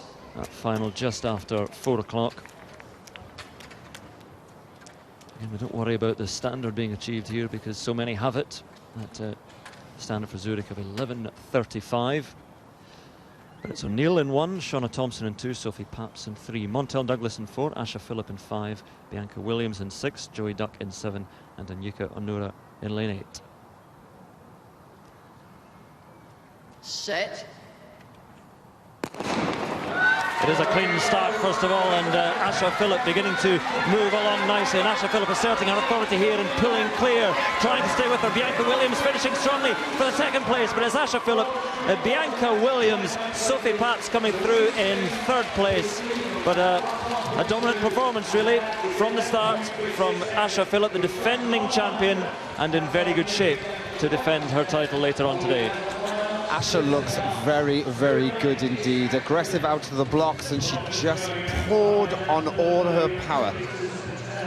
It's good to see that, and I was checking the wind to see if it was a legal performance, and it was, plus 1.2, so she'll be happy that she's got another legal performance under her belt. But she's in the middle of the field there, Asha. Drove very, very hard out of the blocks, reached around 40 meters, and when she stood up and went to that beautiful flowing high knee mode of hers, she just eased away from the rest of the field. And she's actually relaxing going into that line, so I think we can expect a little bit more from Asha. Well, I wonder if the 200 took a little bit, as we were talking about, out of the legs of Bianca Williams. Slightly down on her personal best this season. She did come through towards the end, but Asha Philip, what power she has. Once she got going, not her quickest start, and certainly not her quickest time of the season, but Asha Philip never really had even Bianca Williams coming through, and it was a good finish from Sophie Pats, not in your picture there, but to come through to take the third automatic qualifying position. But it does promise to be a very, very good final. I wonder how much more these two athletes and the other athletes to come in that second semi-final will have for that final. Final stages of the triple jump, and it's Nathan Fox with a huge jump from earlier this year of 16 meters and 69, but he's in third place today. This his final attempt to do some damage, chase that lead of Julian Reid, and I think he has cut it down. Maybe not gone past the lead, but he's certainly cut down the deficit. Nathan Fox, great middle transition there for me, landed on the button balance-wise, and that's how you transfer the force. Good on the board as well. And the best so far in the fourth round of 16 meters and 10. And it looks better than that. He looks as if he's seen it already. 16 meters 59, the wind too strong to be a valid jump, but it takes him up into second place. Now then, Ben Williams has just had his silver medal taken off him, but he can wrestle it back, and possibly more than that should he go beyond, what is it, 16 meters and 82 now, the Julian Reid, his lead. So 16:46, a personal best in that third round for Williams. Really letting loose now in this final attempt. That looks good, really good. Wow. Yeah, why not? Absolutely. What a great competition this triple jump's been. 16 meters and 82 is Julian Reid. Fox has cut it down and taken the second place, and that looks as though it's somewhere maybe between the two, possibly even challenging the lead. 16 meters 46, a lifetime best. You can't ask for more than that, or can you? Yes, it's good. 16 meters and 73. Again, a windy jump. Not quite challenging for the gold, but a great series of jumps for Ben Williams, a Sale Harrier. So it's Julian Reid. He knows he's won. Season's best there, as you can see in the third round. Pressure's off. He's got the medal. He's the British champion. Now he can show off a bit, I suppose. Show us what he can really do. And, you know, this is a chance to, you know, we know the wind's on your back. You take the handbrake off. You really attack the board. He's had 5 jumps already beyond 16 meters, so he knows his run-up's good. It's solid. Drives hard with the arms here, though, and then settles into the rhythm of his approach. That's big. Maybe not quite his lead. He's enjoyed this afternoon, hasn't he? Julian Reid, champion from last year, retains his title. Well done on that. And just blocked himself in that end of that second phase there. Just watch as he lands here. Just kind of doesn't get out. He gets a bit stuck in that transition into the final, the jump phase. Didn't quite skip off the ground as he would have liked. That maybe cut a bit of distance from it, but a decent performance all the same, and certainly a trip to Zurich for the European Championships. There's a confirmation of his last attempt, 16:71. Great series of jumping for Julian, and really dominated that competition. So there's the confirmation, season's best and personal best galore, but it was victory for Julian Reid with Birchwood Harrier.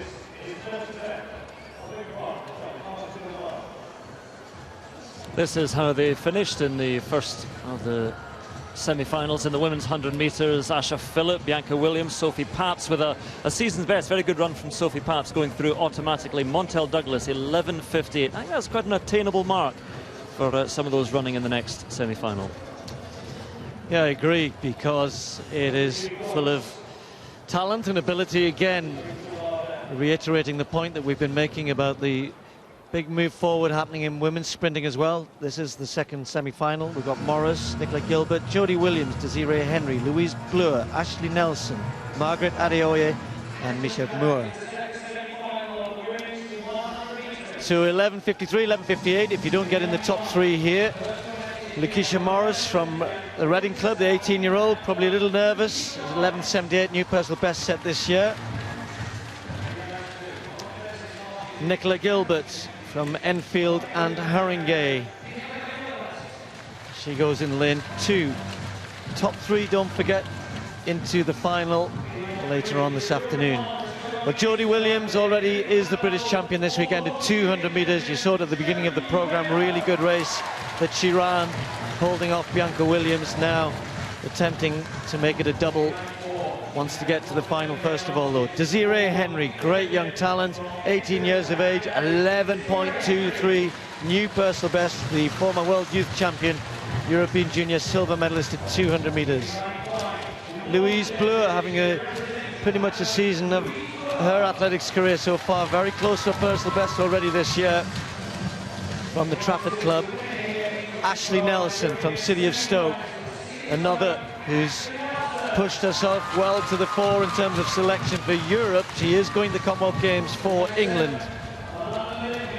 Margaret Adeoye, another who ran in the 200-metre final, only finished, I say only, was 4th in that high-quality event yesterday. Of course, we'll be running the 400, a main event these days, at the Commonwealth Games. And then also going to Glasgow in July, representing the Welsh in the relay, will be Misha Moore. So Williams and Adeoye, they ran the 200 yesterday. Andrew's making the comment about whether or not a little bit of residual tiredness might affect them. If it does, they're going to be in trouble, because with Desiree Henry, Louise Bleur and Ashley Nelson in between them, they've come to this fresh. And don't forget, Williams, Adeoye had to run one round of the 100 yesterday as well as the 200-metre final. Top 3 into the final later on. Stand up, please, ladies. Step back. Well, starter not quite happy. I don't think there's anything wrong with the women. Maybe a little bit of noise or technical issue. Anything you saw there, Colin? Green card, please. I didn't see anything, and you can just no warning. hear there was a green card being awarded. Morris, Gilbert, Williams, Henry, so it's more Bleur, Nelson, based on technical stuff. So ladies weren't quite settled, so we can go again, luckily. Should mention the 7 names we put up at the beginning of this. Of course, Dean Asher-Smith not here. She's still, of course, like one or two others here, trying to juggle junior ranks, senior ranks. Doing very well, I think, to choose. We've got the World Junior Championships coming up in Eugene before the Commonwealths and the European Championships, and some of our best youngsters, of course, targeting those championships. So Williams in 3, Henry's in 4, Bleur in 5, Nelson in 6, Adeoye in 7. Set. Williams gets a very good start. Jodie Williams over in lane 3. Next to her, Desiree Henry trying to get there. Ashley Nelson going well. Ashley Nelson might just have this at the moment. It's her between her and Jodie Williams. It's Williams and Nelson. Bleur gets the 3rd spot. I think Nelson might have just got the dip from Williams in the end. Didn't really matter. The 3 of those are the qualifiers automatically. And then Desiree Henry will have to wait to see if she's quick enough as a fastest loser. Good start, I thought, Colin, from Jodie Williams. Ashley was out well.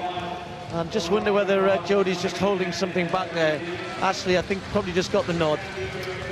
One thing we can say about Jodie Williams is that she's a competitor. She's already got one title under her belt, so this will be a bonus if she can come playing to Zurich. But she's a beautiful runner technically. She's always been great, even as a junior.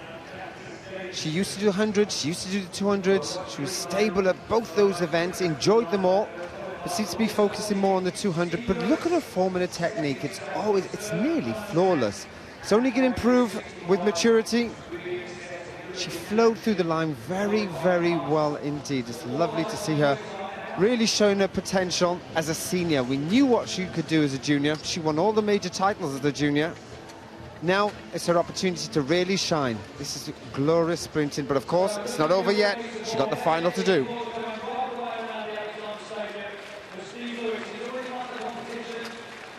Yeah, so come in, Denise. There you go. The men out for the semi-finals now. First semi of the 100 metres. CJ Ujah, the athlete in the red tracksuit. He's the one along. He's just gone for a little start there. And of course, he's the latest fast man in British sprinting, sub-10. Mike Costello has been to meet him.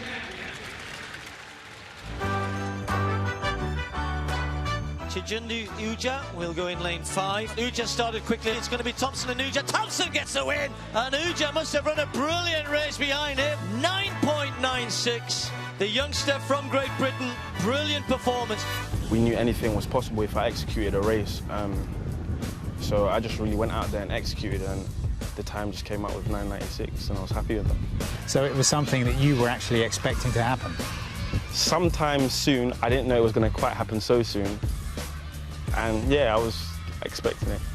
When you talk about this so-called psychological barrier that you've discussed with your coach, are you surprised that only 5 British sprinters have ever done it? To be honest, when I did it, I was kind of shocked that more people hadn't, because it really didn't feel anything special to me. I just really felt I was trying to win a race.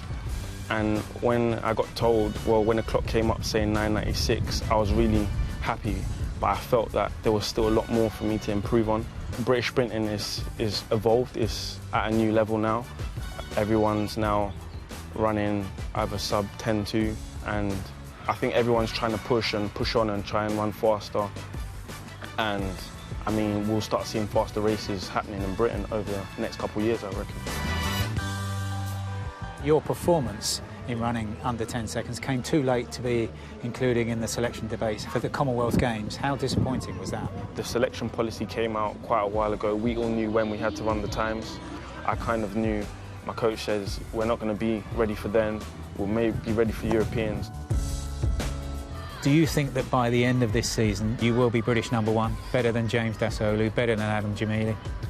Well, my aim is just to go in and try and win every race, really. If the time comes, the time comes, and if that makes me #1, I'll be happy with that. I'm trying to get you boasting here. You're not helping. Well, you can tell everybody I'm the man, I'm the man, I'm the man. Go ahead and tell everybody. I have the right type of people around me. I mean, my coach and my family, to kind of steer me in the right direction and not get fazed by anything that's around me and just do what I do best, and that's compete on the track. He's definitely something different. Everyone that knows CJ knows he's something different. He's definitely a special individual, sometimes hard work, but I think you need a bit of that to run really fast and to be confident. He lined up against Richard Thompson, and even in the warm-up area, he had no fear. I think that is the biggest thing that I see in him that's allowed him to do it right now, is he has no fear. He has no fear of anyone.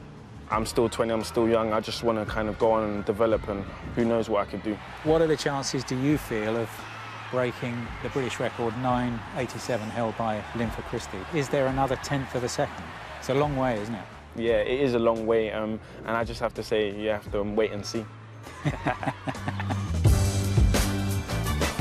Let me tell you, we are waiting to see, and just to put into context what he's achieved, only 5 British men have gone sub-10. There's the list, Linford at the top, and he said wait and see whether he could beat Linford. Well, what do you reckon, Denise? You know, the event has to move on. You know, the rest of the world has moved on in terms of the times, men's sprinting, and you know something, what I can gather, this is such a level-headed guy. I like his attitude. He's serious, he's quick, he's got his future just waiting for him just to catch that quick time in the right conditions. Indeed, I wondered, I'll throw to Steve Cram as we go to the commentators. I'll be stuck in the 90s, Steve, talking about sub-10 when Bolt's doing 9:58. Well, you know, obviously we're comparing him with some fantastic sprinters. Once you start talking about Bolt, then you're out there. But he is a talent. I like his attitude, and I think you can see he's got big ambitions. He looked superb in qualification. Yes, he is a very nice-looking runner as well. And he's in a group that's going well. Jonas is doing a great job with the group, so can't wait to see how he goes here.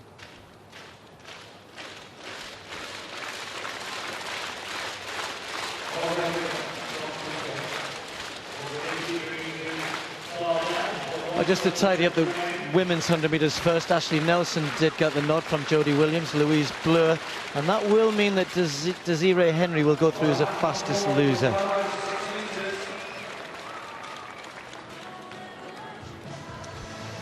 So to the first of 3 races in this round for the men. It will only be the first two and 2 fastest losers to go through.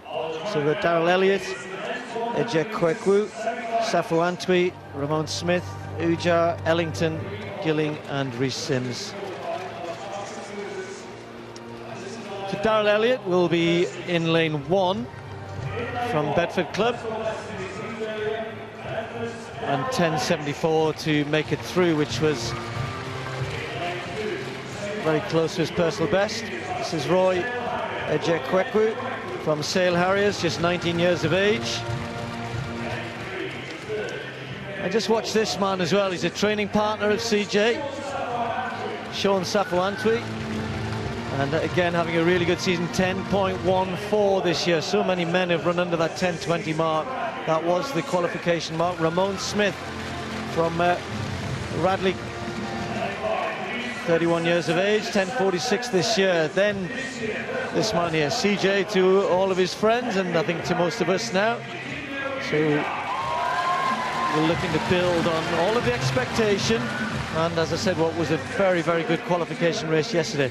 James Ellington, I said at the beginning of the programme, was actually in that 100-metre race in Hengelo, 10.19. He said afterwards, goodness me, what happened there? He ran okay, and he was 9th. And ran in the 200 metres yesterday. Tremaine Gilling, Surrey champion at 100 metres this year, and then on the outside, Rhys Sims of Derby Club. But bear in mind that 7 men have the qualification time. That doesn't include Desaolu. Of course, it doesn't include Jamili, who ran in the 200 metres yesterday. And indeed, we'll be seeing Dwayne Chambers later in the third of these semi-finals. He is yet to run that qualification time of 10.20. Wind has been, as we've said, pretty much on the backs of the sprinters. It's been drifting over the legal mark and below it. It's not particularly warm. Remember last year it was beautiful here when Desaolu ran that 9.91. So the semi-final, first of 3. Top 2 to go through. Set. Pretty good start. So also Safo Antwi away well in lane 3 as well. So these two just pulling away at the moment. Ellington with some work to get up to these two, but he won't do it. And Uja wins at a bit of a canter, 10.17. He made that look pretty easy, didn't he? And his teammate is just holding his leg, is he? I hope he isn't. Let's just maybe hanging on to the photo finish number, thank goodness. But Safo Antwi got a good start in lane 3 as well. The two of them coming in fine form. And Uja with an easy victory, and he's making this sort of thing look very easy. He's done 10.27, Colin, in qualification yesterday. Quicker today, but there's got to be more. Yes, he's stepped up the gears from the qualifying, but he looks good, doesn't he? He certainly looks like a man who's gone under 10 seconds. He's easing up towards the line. He's actually looking at the clock and wondering, how fast have I gone today? So far, it's 10.16, but that is a 10.16 of a man who's cruising. A very competent performance and a mature performance from an athlete with lots of expectation, not just from himself, no doubt, but from us too. Women's long jump. Katarina Johnson-Thompson is, well, what can we say about this young athlete in the heptathlon? Today just competing in the long jump disappointed with the high jump yesterday. I'm sure they would have put a bit of fire in her belly to come back today and make amends. This is the opening round, so the athletes, I'm sure, would have been chomping at the bit seeing that men's triple jump. The perfect conditions with around 2 metre second wind on their backs. Perfect conditions for long jump. What can Thompson do in this first round? Looks good on the board, beyond the 6 metre mark. She's a world junior champion at this event. She says this is her favourite event of the 7 in the heptathlon. She always looks comfortable and looks like maybe just a little bit controlled there. Just wanted to get a marker in. She is the favourite in the absence of Shara Proctor, who won't be here to defend her title, or try to defend her title. So Katarina Johnson-Thompson, season's best of, what is it, 6 metres 70, shy of that, 6 metres 39 in the first round, goes into the lead.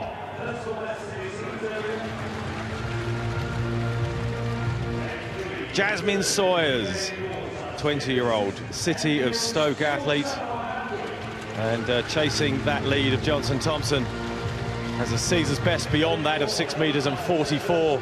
This looks quick on the approach, and out there towards that white line is that lead of Johnson-Thompson. Katarina Sawyer, a World Junior bronze medalist in 2012, at just 18 years of age.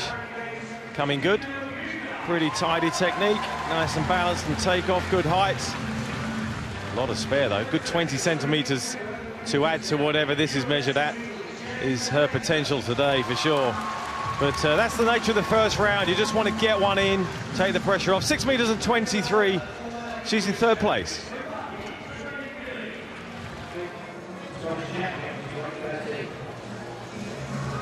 It'll be interesting to see if any of these athletes can get close to the time set by Chidindu Uja in that first race, and he looked very, very comfortable, as Steve was saying as well. Yeah, he did. Let's just tidy up the result. You know, that 10.16, pretty impressive. And behind him is training partner 10.24, James Ellington, coming third there. Newper's the best for the Army champion, Ramon Smith. Well done to him. So those are the 2 fastest loser spots at the moment.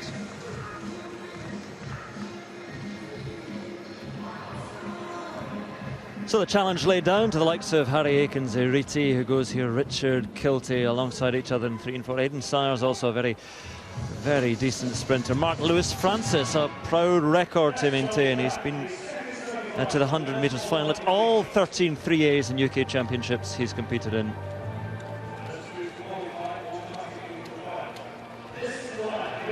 So the second of the 3 semi-finals. Kieran Sholar-Davis of Basingstoke, 22. He'll run 10.36 last year, but some way off that this season. Kyle Ennis was disqualified in the final of the 200, the University of Bedfordshire athlete, because of a false start. 10.65 this season. The imposing bulk of Harry Akins-Eriti going well this season. 10.08 in Hengelo in the Netherlands.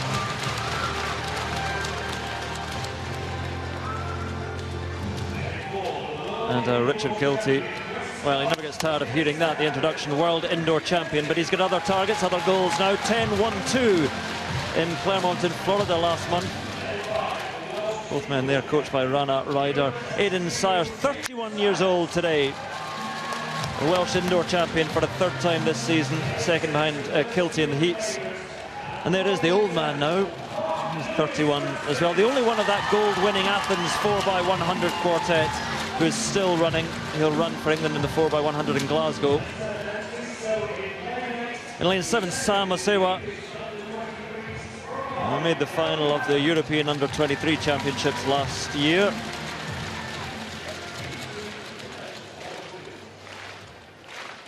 I beg your pardon, Sam Osewa was a non-starter. That's Dewi Hammond, the 20-year-old from Cardiff. He's a very different athlete. He's lowered his personal best to 10.35 this year, but again, I'll need that, at least that, to live with the likes of Kilty and Harry Akins-Eriti.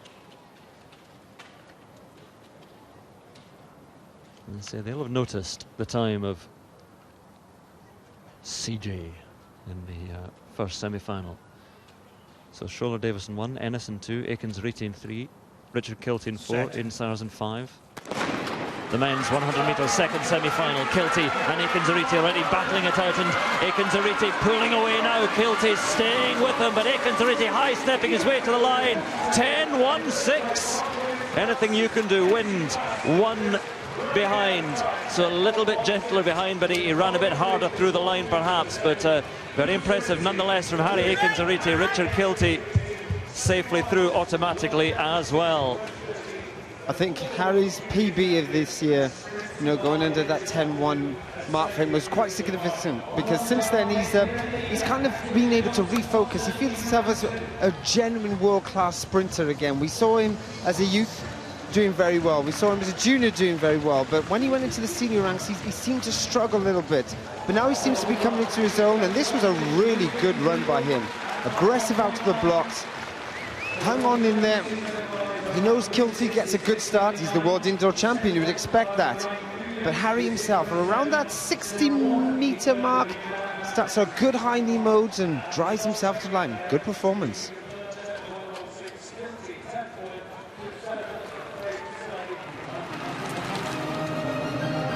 And that man there is Commonwealth gold medalist. Mark Lewis Francis is coming and he gets it! Ian Thorpe is getting a standing ovation from this crowd. He never faltered, he never slowed up. That was magnificent. Green's got it, Commonwealth gold! Here comes the challenge to Mears. Oh, it was so close!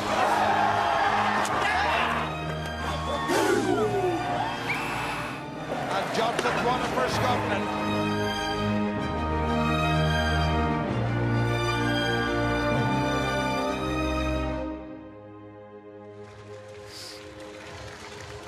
Yeah, this weekend, obviously all about selection for the European Championships, but it's the Commonwealth Games before that, and the big news as far as the organisers are concerned, Denise, is that a certain Usain Bolt has said, I'm available for selection.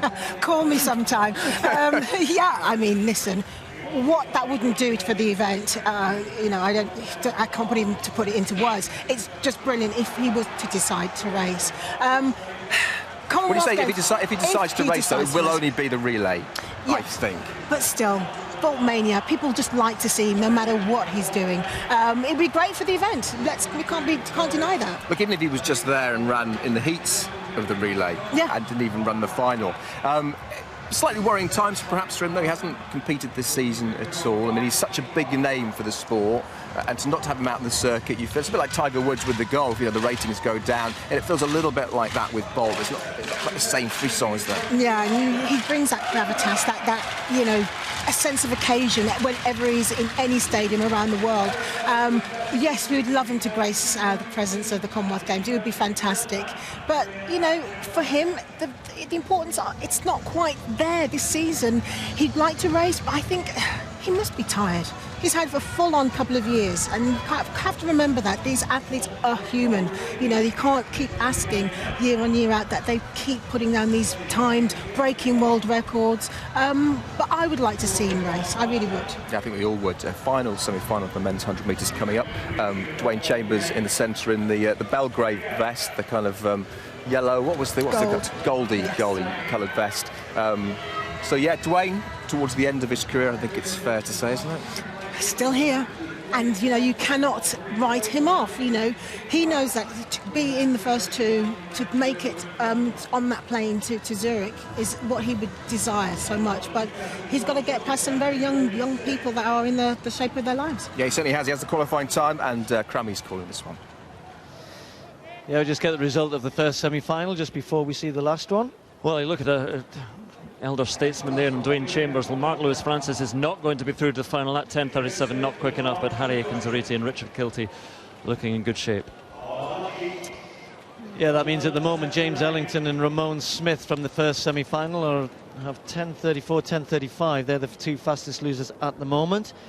So what can these guys do here? Chambers is in lane 4. We've got a non-starter in lane 1, so it's Andre Wright, Andy Robertson, Dwayne Chambers, Deji Tobias, Kieran Daly, Ryan Pierre and Elijah Skirvin. So lane 1 empty. Andre Wright from Medway and Maidstone. 10:75 season's best this year, was just outside that in qualification.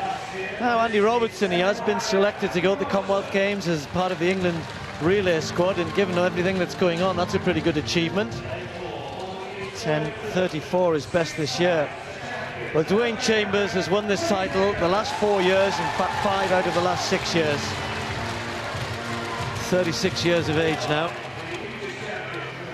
Deji Tobias, another training partner of CJ Uja, and 10:18, another personal best, another with the qualifying time. And so is this young man here, Kieran Daly, 3 personal bests this year, 60 metres indoors, 100 metres and 200 metres.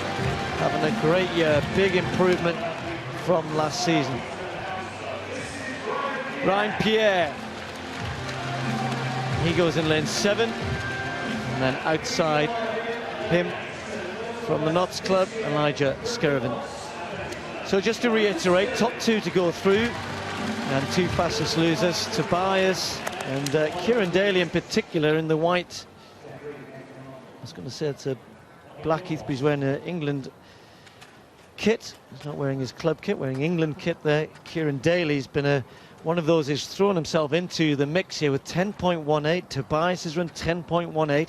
Chambers has only run 10.24, and that qualifying time 10.20. But first job here is to get to the final.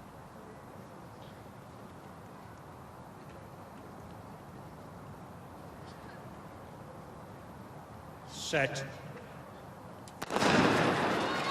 Andy Robertson got a really good start alongside Dwayne Chambers, and Tobias having to chase. Andy Robertson's got this at the moment, but the others are chasing Chambers. They might just get there on the line. Chambers gets it from Robertson, 10.12.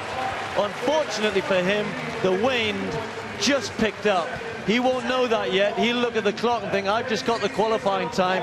Unfortunately for him, that windy 2.2 meters per second means that he won't be a legal run, but that must give him confidence, Colin Jackson, because 10.12, slightly over the wind reading, that is about on par with what we saw from the other 2 semi-finals.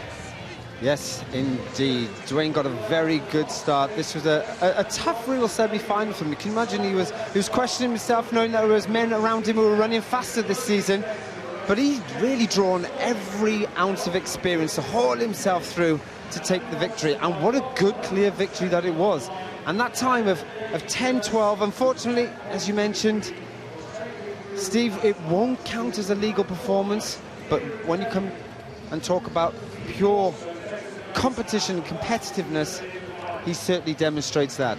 And what's that now going to do to the head of CJ Uja? Because he's won it the last 4 years in a row. It always seems though someone else is going to win it. Desaul, of course, didn't contest the final last year. But it's not only good for Chambers, but that must send a sign to the others. Oh, it'll make every single one of the other runners anxious and wonder, what is Dwayne going to do in the final? You know, if Dwayne really wants to pull himself together and really push himself, he's going to challenge them.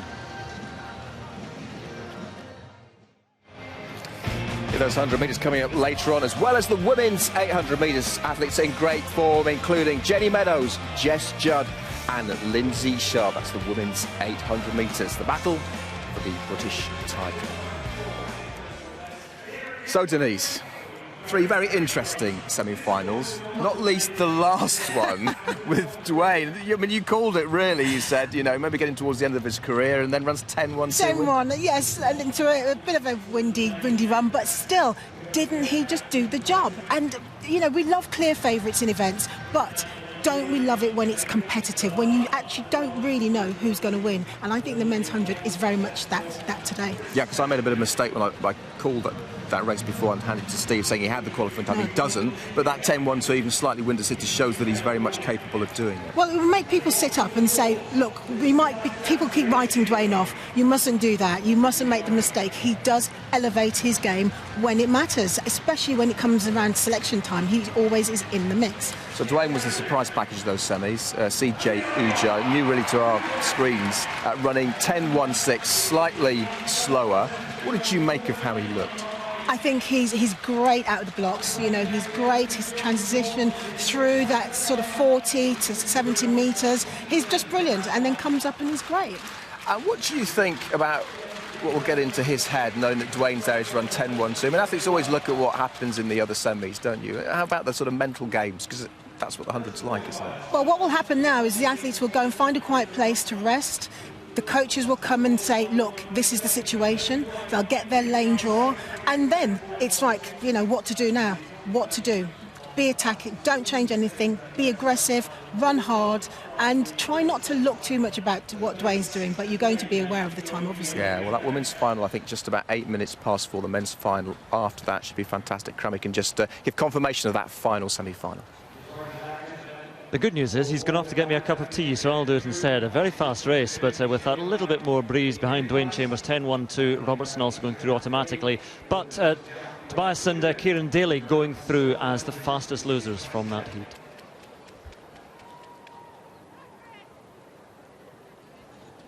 And we look forward now to the women's 5,000 metres straight final. And one, it's a great mixture. We've got lots of contenders here who are going to be running in the Commonwealth Games, and young and a slightly more experienced talent, shall we say. But Jo Pavey, perhaps the woman to beat here. So Helen Clitheroe as well on that previous page, but Goretzka on that previous page, one of the young talented runners. Eleanor Kirk as well, who'll be running for Wales in the Commonwealth Games. It's a very decent lineup. 4 of the runners here have the standard for Zurich. It would have been 5, but Julia Bleasdale not running after her nasty, curious incident with the dog in the daytime out on a run. Rona Auckland, a Bankery athlete, and Claire Duck. But it is that blend of the athletes who've been there and done it before, like Helen Clitheroe and Jo Pavey. And then Emilia Goretzka, such a talent.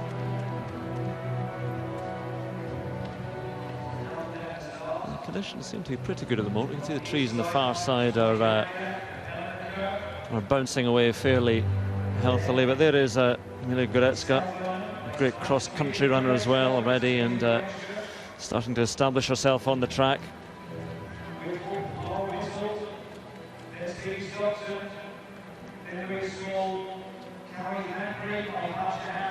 There's Jo Pavey, 40 years old now, mother twice over, but again, I stress she is the woman to beat here. She knows how to control these races.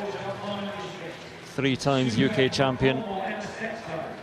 And Helen Clitheroe, another runner of great experience. She's been selected by England for the 5,000 metres for the Commonwealth Games, along with Pavey and Goretzka. Also very interested to see how Steph Twell gets on in this one.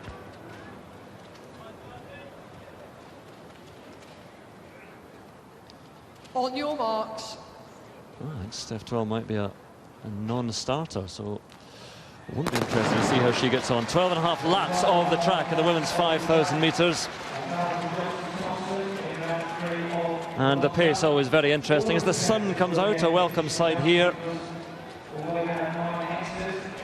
Yeah, just looking quickly down the list there, Andrew, Steph Twell hasn't turned up and registered for this final here today, so hopefully she's okay, and she is just concentrating, as she's already selected by Scotland for the Commonwealth Games.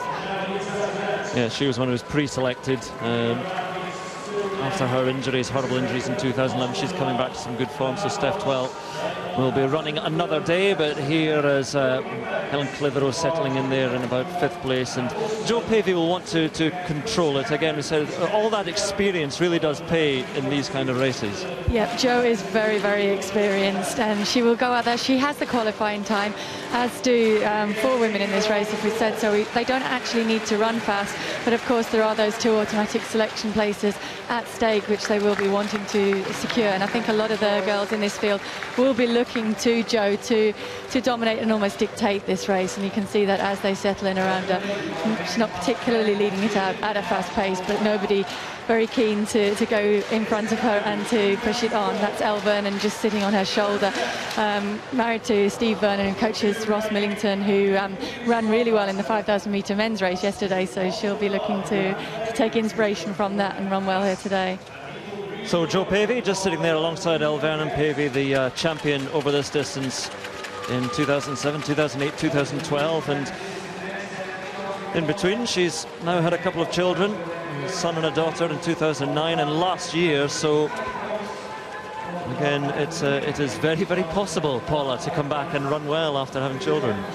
It is very possible, and Jo's shown that. She came back very well after her first child, Jacob, and then now Emily, I think, is just about not even a year old. She will be a year old in September, so Jo has bounced back really fast, and she said herself she wasn't sure how quickly things would come back together this summer. She wanted to make that Commonwealth team, she wanted to make this European team, and she's achieved those goals, but I think she surprised herself by coming out and running as well as she did in the 10,000 metre trial in Highgate in May, when she came out and ran 32.11 there to really dominate that race in very windy conditions and ensure her selection over 10,000 metres. So should she finish in the top two here today, she is guaranteed selection over 5,000 and 10,000 metres at both the Commonwealths and the Europeans, which is no mean feat. A lap time there, well, 78 seconds, so modestish pace, and Jo Pavey still out in front. Emilia Goreczka just sat just inside her. Well, the great Daley Thompson has said recently that he thinks Katrina Johnson-Thompson is the future of the sport. No relation, by the way. This second attempt in the long jump final already leads the competition with her first effort, but it did look controlled, and now she has bought herself the opportunity to really put the hammer down hard, and this is much more aggressive in the second round, and that's huge. Wow. Katrina Johnson-Thompson, it's been windy. I'd say 50% chance of that being a legal jump in terms of wind. Does she get the white flag? I think it's good on the ball. Great height. Super speed on the runway and height from it. And Katarina Johnson-Thompson. Wow, yes, wow, look at that. 6 meters and 81, a lifetime best. Absolutely superb. Well, the field still running as a bunch here. Still Jo Pavey alongside Elle Vernon out in front, but nobody dropping off the back yet. I see Laura Whittle alongside there, just about 4th place, just behind Emilia Goreczka. Whittle, another who's been selected for the Commonwealth Games, running for Scotland, and then Helen Clitheroe bobbing along nicely in 5th place at the moment. So no Steph Twell here today, but her training partner Emilia Goreczka settled in nicely there in 3rd place and just along for the ride at the moment, not interested in pushing the pace on. And just behind her, Charlie Purdue also trains in that group with Mick Woods down in Aldershot. And she has a rough time with injury, but she seems to be getting back to some sort of form now. Laura Whittle, of course, formerly Laura Kenny, is also selected for the Commonwealth Games for Scotland, and not far off the qualifying time. So one of those that, if this pace were moving along inside that qualifying time, might have a chance here. Yes, Commonwealth Games athletes in this race. Helen Clitheroe, Jo Pavey, Emilia Goreczka for England. Steph Twell not here, but Laura Whittle, as we mentioned, in there, running for Scotland in Glasgow, and Eleanor Kirk for Wales. She'll be running the 5,000 and the 10,000 in Glasgow, and still fairly bunched here. And the pace modest. I'm just wondering who perhaps has the quickest finish of these athletes.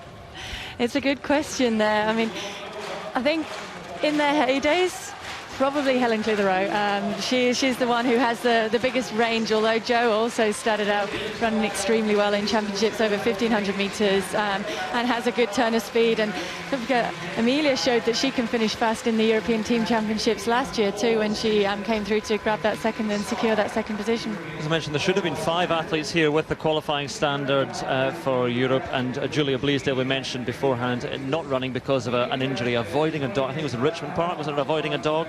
Dogs are the natural enemy of runners now, but I'm not sure what type of dog it was, but Julia Bleasdale not here because of that. Yes, I think she was out for a run in Richmond Park, one of her last runs before flying out to represent us in the European Team Championships last weekend, and just had to swerve to avoid that dog, so hopefully she is fine.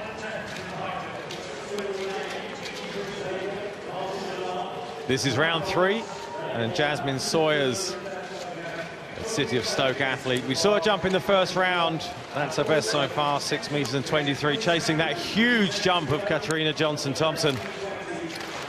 That jump of Johnson-Thompson took her to 6th on the UK all-time list. So it's back to Sawyers to try and be lifted by that energy that undoubtedly comes off the back of a big jump like that. So he looks a bit better. The white line is, of course, Johnson-Thompson's lead. And that looks way beyond 6:23, as we saw in the first round.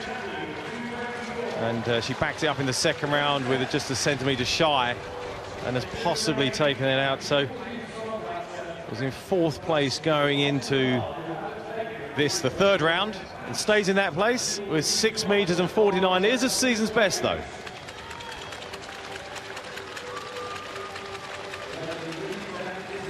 The runner's just beginning to stretch a little bit out the back, but familiar story up the front. Elle Werner alongside Jo Pavey. It's going to be a very, very decent race, this one, for this title, which Jo Pavey has won 3 times, and Goretzka there just sitting tucked in nicely behind.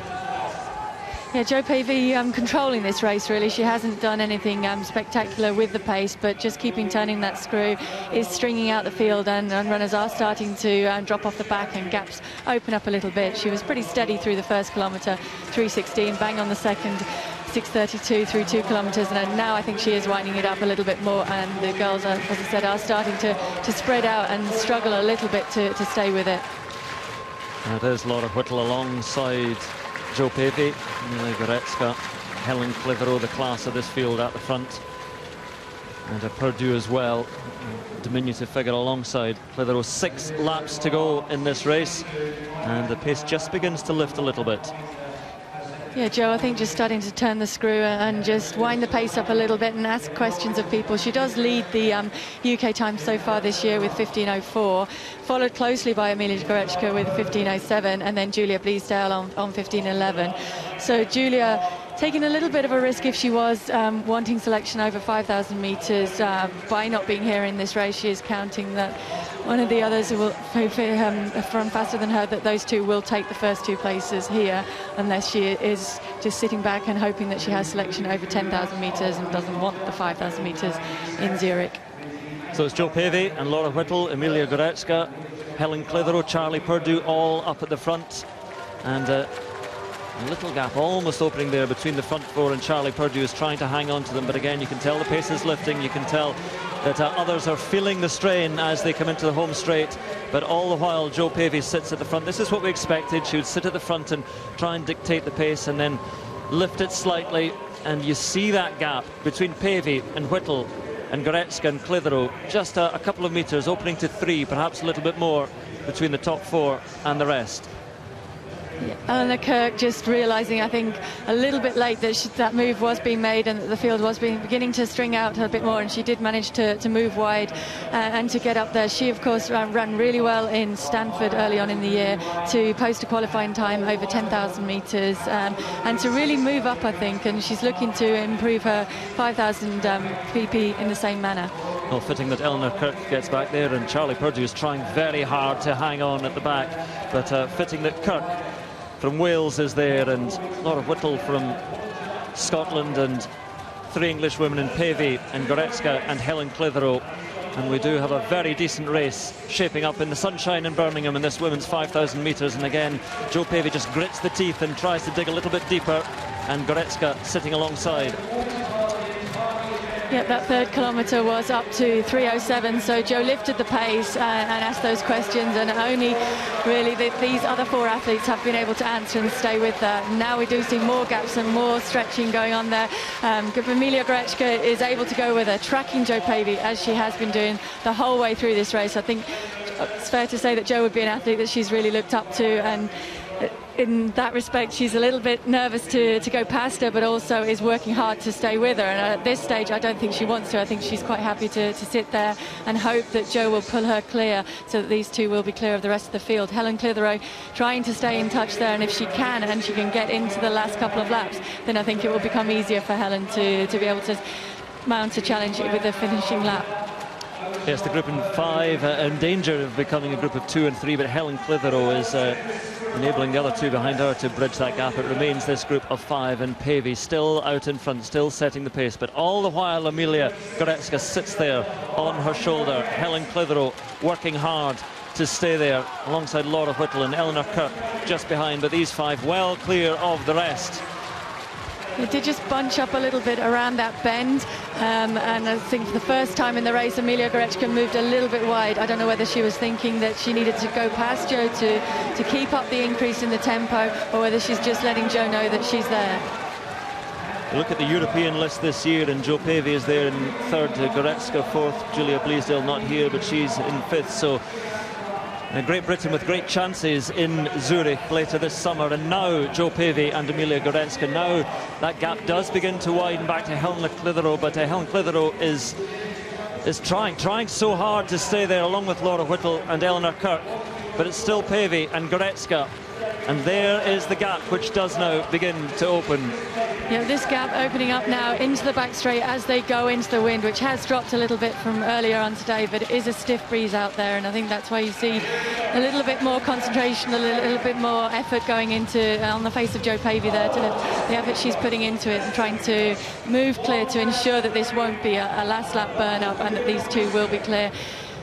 Helen Clitheroe working hard to try and close that gap, but just unfortunately that little bit too much has opened up now, and I think she might find that hard to get back to these 2. And Emilia Goretzka working hard on the shoulder of Jo Pavey, but also getting a nice ride along there all the time, just tucked in behind, perhaps biding her time. Interesting to see who has the quicker finish of these 2, but it is now surely between these 2. Jo Pavey, the veteran, Emilia Goretzka, the very talented youngster, and it is 2 for this title. 3:05 for the 4th kilometre, so the pace all the time picking up, and that's an easy way I think for Jo to run it, because she is so experienced and she is in very, very good shape, but that is hard for the rest of the field, and I think that is starting to tell a little bit now on the others, and certainly on Emilia Goretzka, who is though now just moving wide to just again to show Jo that she is still there, and if she wants to get rid of her before the last lap, there's a little bit more to do. So Helen Clitheroe is dropped, and Eleanor Kirk is dropped, and Laura Whittle disappears. It is now just to these 2. It is the 20-year-old Emilia Goretzka, the 40-year-old Jo Pavey. 2 great talents at the opposite ends of their careers, but still with titles to fight for. And Jo Pavey all the time sits out in front. She has led just about from the start, but Goretzka sits there, the threat, the menace to Jo Pavey as she looks for a 4th title. Yeah, just ominous now on the shoulder, and there she goes past. I think she doubts a little bit her finishing speed over that of Jo's, and so she wants to make it a longer run for home and put a little bit of an effort into this first bend now, try and get some daylight between herself and Jo Pavey before they hit the back straight and 200 metres to go. So does Jo Pavey have a response sitting there?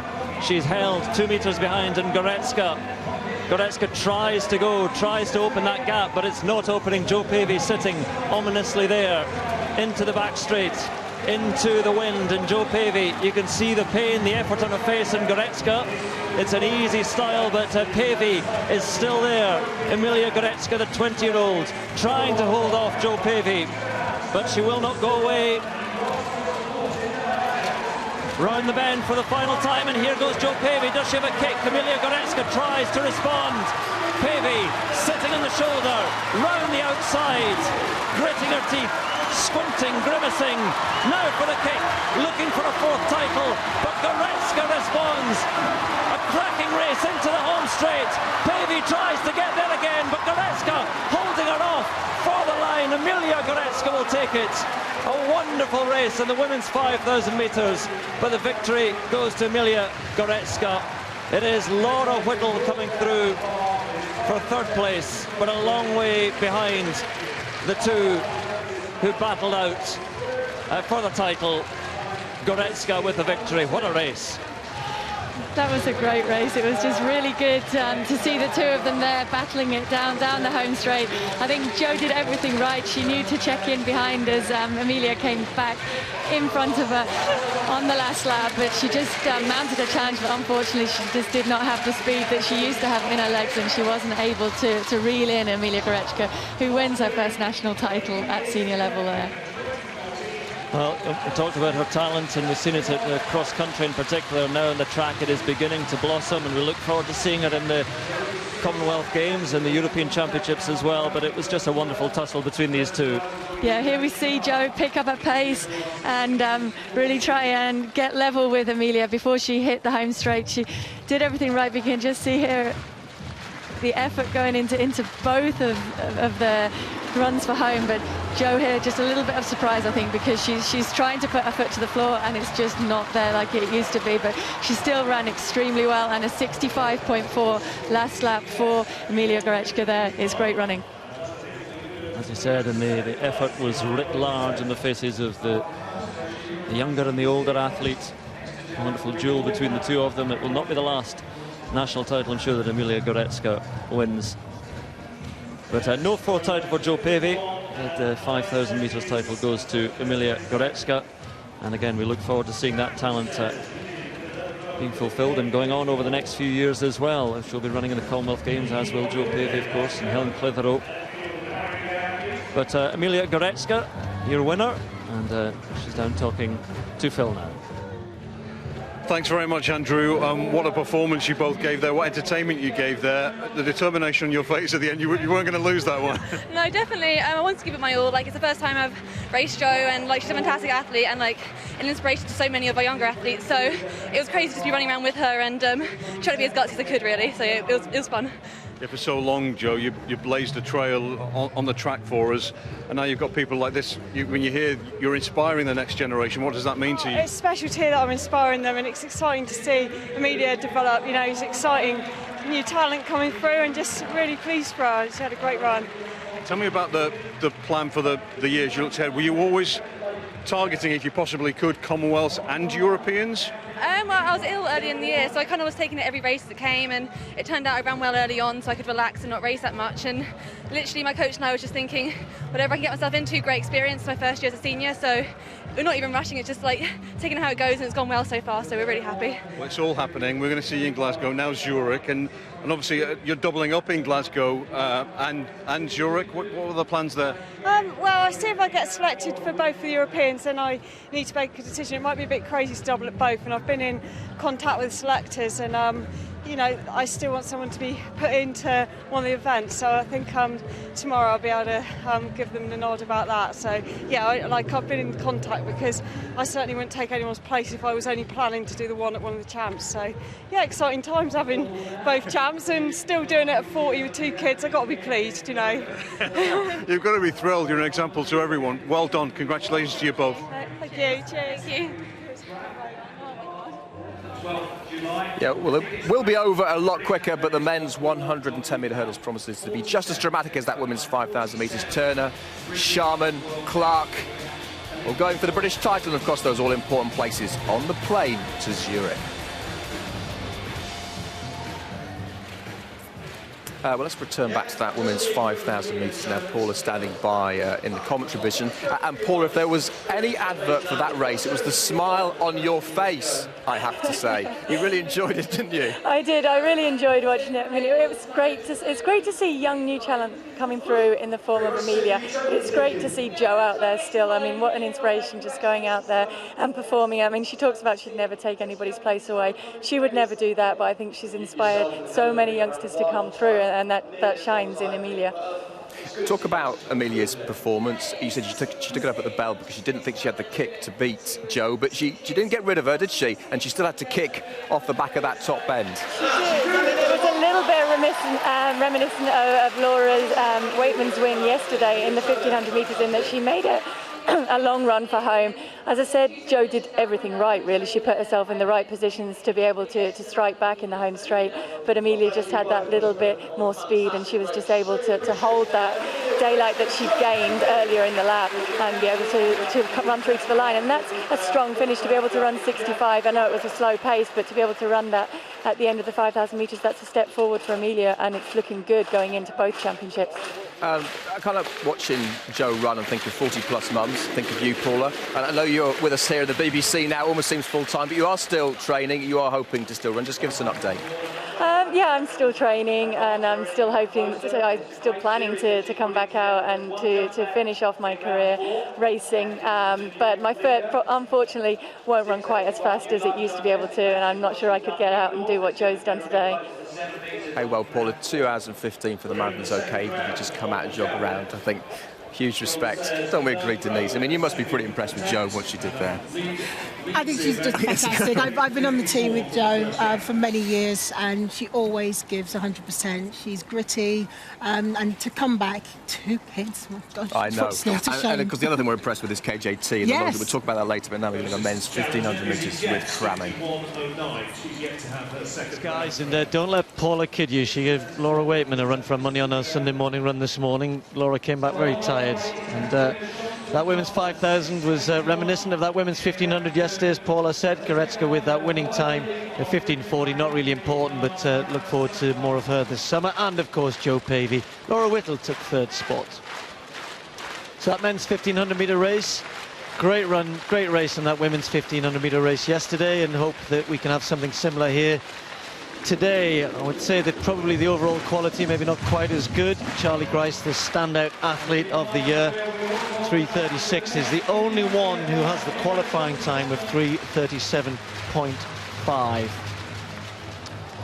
So I think the interesting thing for me is to whether any of the other guys here want to try and take it out, to maybe attempt to get close to that qualification time, or certainly make or cement a place in the top 2 to give them the chance to go and chase that time somewhere in the next 2 weeks. Harry Harper, Rich Peters, one of the quicker men in the field this year, 3:38 this year. Chris Gowell of the Swansea Club, under 3:40 this year. Chris Warburton, in his days gone by, would have thought about his chances here.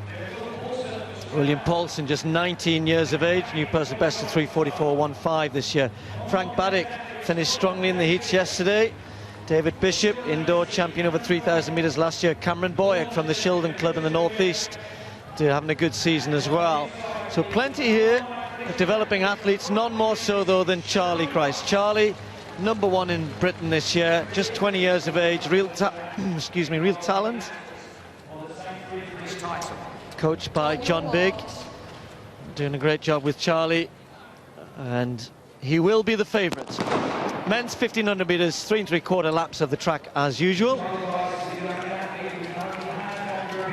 So we're not probably expecting too fast a pace. As I said, I think probably the tactic will be try and finish in the top 2. They all know that Charlie's the man to beat. They'll all, as ever, Paul, I think they've all got a great kick.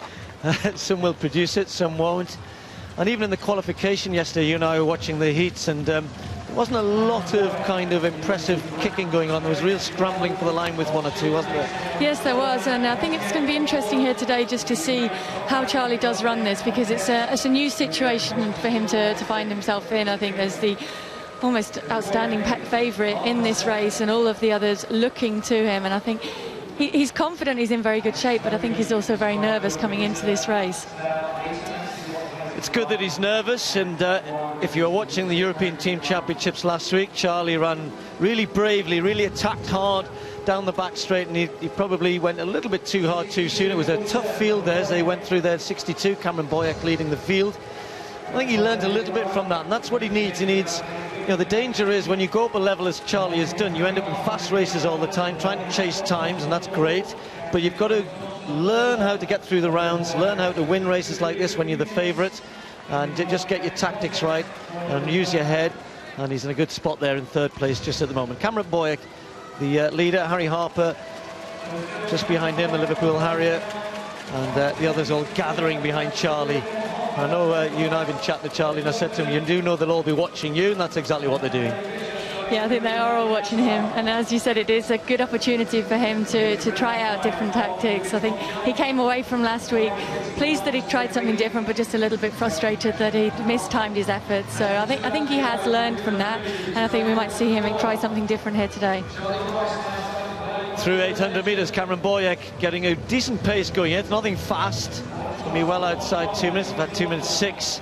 Just starting to adjust a little bit, and this is where Charlie will, you know, if you've got to just eases himself out, good thing to do, keeps off the curb, keeps out of trouble. Dave Bishop will be fancying his chances, just trying to follow Charlie Grice here as the tension starts to build. Charlie with a new personal best over 800 metres recently in Holland, and that gave him a lot of confidence about his pace, and look at him there, he's just nicely poised. Chris Warburton just moving up on his shoulder, giving himself a chance as they come round now with 500 metres to go. You can see the whole field just bunching and everybody looking to each other and trying to second guess when people might start making their moves as they come round towards the bell and the last lap. Cameron Boyack still leading them where he's been from the start. Charlie Grice sitting on his shoulder, just in the perfect place to pounce when he's ready to do so. Chris Warburton tucked in, but they've all got chances here. Frank Paddock right at the back of the field, but no more than 7 or 8 metres from the front. Now Charlie Grice just starting to extend. Chris Warburton follows him. Chris Gowell in the red just moving, and Dave Bishop pushes. 2 of them go down, including Warburton, and that was a push from the back that went right the way through like a domino effect. Thankfully, Charlie Grice avoids it, and Charlie Grice can now stretch out at the front, and he attacking, being followed by William Paulson, the 19-year-old. Rich Peters trying to come back into this, Gowell trying to get there, but Charlie Grice has got this all to himself, can show the ability in the class that he's got, kicking away hard. He won't know what's gone on behind him, I don't think he'll be aware of that. Peters trying to get into that top 2 place, he'll be anxious to do so. Charlie Grice wins it. It's going to be Paulson in second place. Well done to him. Well, last year, Paula, it was the women's 1500 where we had all the dramas with 2 of the main contenders. Thankfully, the main contender this time, Charlie Grice, safely got through, but it was so close, wasn't it, that he nearly went down as well. I'm not sure if he's aware of what happened, but it's always a danger. Yeah, it is. Hopefully we can get another look at what happened there. Here we go. Just a little bit of pushing and shoving. They're jockeying for position. I think it's Dave Bishop there who tries to go through, just gives someone a shove and clipped the heels. 2 athletes go down. I think did almost grab at the calf of Charlie Grice there. That's Chris Warburton going down and Alex Tovey, I think. Yeah, and just a lot of mess, a lot of athletes jumping out, and that, of course, fires the adrenaline. I think Charlie will have sensed some of that, and it will have given him a bit of extra impetus into that last 200 metres, but he's lucky that he did time his effort, and he did go early there, I think, because he was clear of that. Rich Peters was caught up in it and just had too much to do here coming into the last 100 metres. But Charlie away and clear and looking really, really strong down this last 100 metres. Chris Gowell trying to fight back and bring Rich Peters with him through for that second place. Well, he'll be pleased to know he ran 53.74 for the last lap, and most of that was in the last 200 metres. Well done, Charlie Grice. And Charlie, tremendous performance. What was it like for you to come into a race like that in new territory, really, being the clear favourite? Everyone's shooting at you, and you've been able to deliver nonetheless. Yeah, obviously I felt a bit of pressure, but I'm so happy to win my first title. I feel like it's a long time coming, and it's just so nice to get the job done. Well, you say that, you're not even 21 yet. Yeah, I'm still young, but I still put a lot of pressure on myself to come out and perform on the day, and yeah, I'm happy I got it done. And that having been achieved, and you've got the Europeans to look forward to now, what will you do between now and then so you peak for the major events you want to compete in this year? Yeah, it's a bit of an odd year because we've got 2 championships, so I go back into some hard training, and then I'm doing the Glasgow Diamond League, and then yeah, hopefully that'll set me up well for the commies and then Europeans as well. It's going to be a great year for you. Thanks for talking to us, and well done today. Congratulations on that title. Thank you. Cheers, mate. Well, so much has been said about Katarina Johnson-Thompson in the heptathlon, but watch out for this young athlete, Morgan Lake, competing in the long jump here this afternoon, has already PB'd in the first round. This is her 3rd round attempt, and that looks as though it may even be better. Morgan Lake, just 17 years of age, was devastated after what was a slightly below par high jump performance yesterday. She was 3rd. 1.82 m, but that looks good. Wow, that's great height off the board. Just 17 years of age, smashing all the records that Katarina Johnson-Thompson set, who had in turn broken Jessica Ennis's record. So boys heptathlon looking healthy. And 6 meters and 32, a lifetime best again in the 4th round. Fantastic stuff. Well, we heard all about Goldie Sayers and the problems she's had. 2 years of sporting hell. A screw came loose that was put in. She's had 3 surgeries on this elbow. This is her first attempt. All we want is her to stay in one piece. How brave is Goldie? Very brave. Wow, that's impressive. Out towards 60 metres. I would suspect that that'll put the competition to bed in terms of the win. And all about staying healthy and getting herself into a championships for Goldie Sayers. Certainly worth a bit of good luck after what has been a terrible couple of years. So, yeah, good start for Goldie. 58 metres and 54.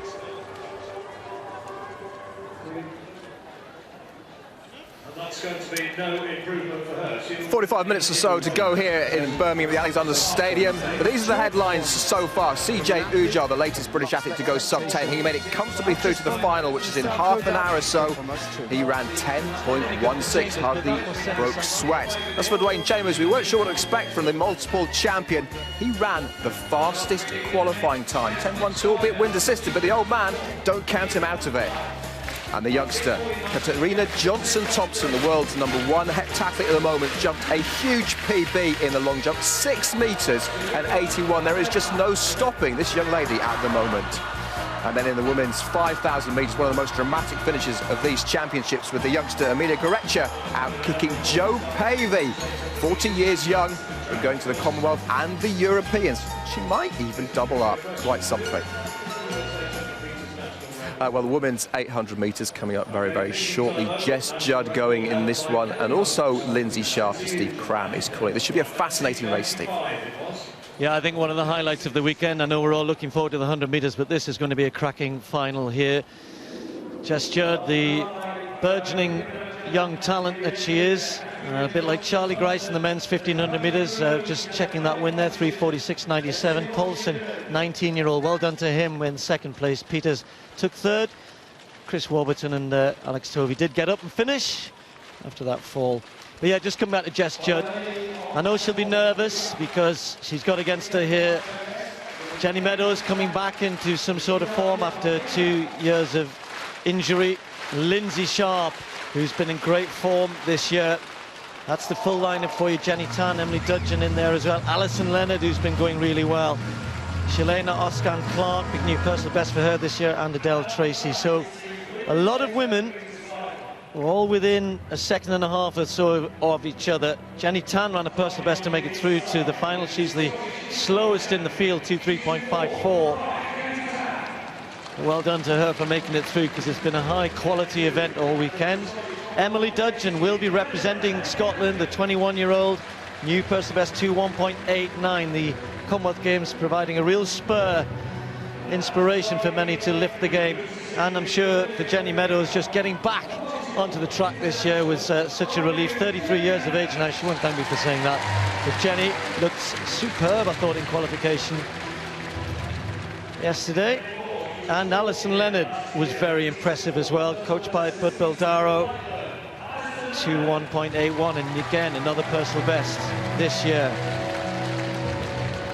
Well, we learned all about Jess Judd last year, her ability, her mental strength, her resilience and her nervousness.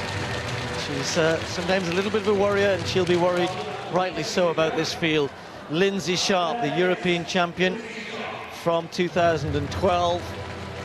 Again, Scotland will be really looking to her to hopefully get a medal at the Commonwealth Games. Just outside 2 minutes this year, has been getting better all season long.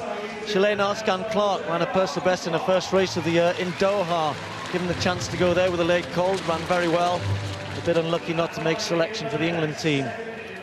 Adele Tracy, coached by Craig Winrow, ran well in America right at the beginning of the season. Hasn't quite come on from that, but again, has made a big step forward this year. Jess Judd, coached by Rob Denmark, looking to take on Jenny Meadows, Lindsay Sharp and the others. 800-metre final.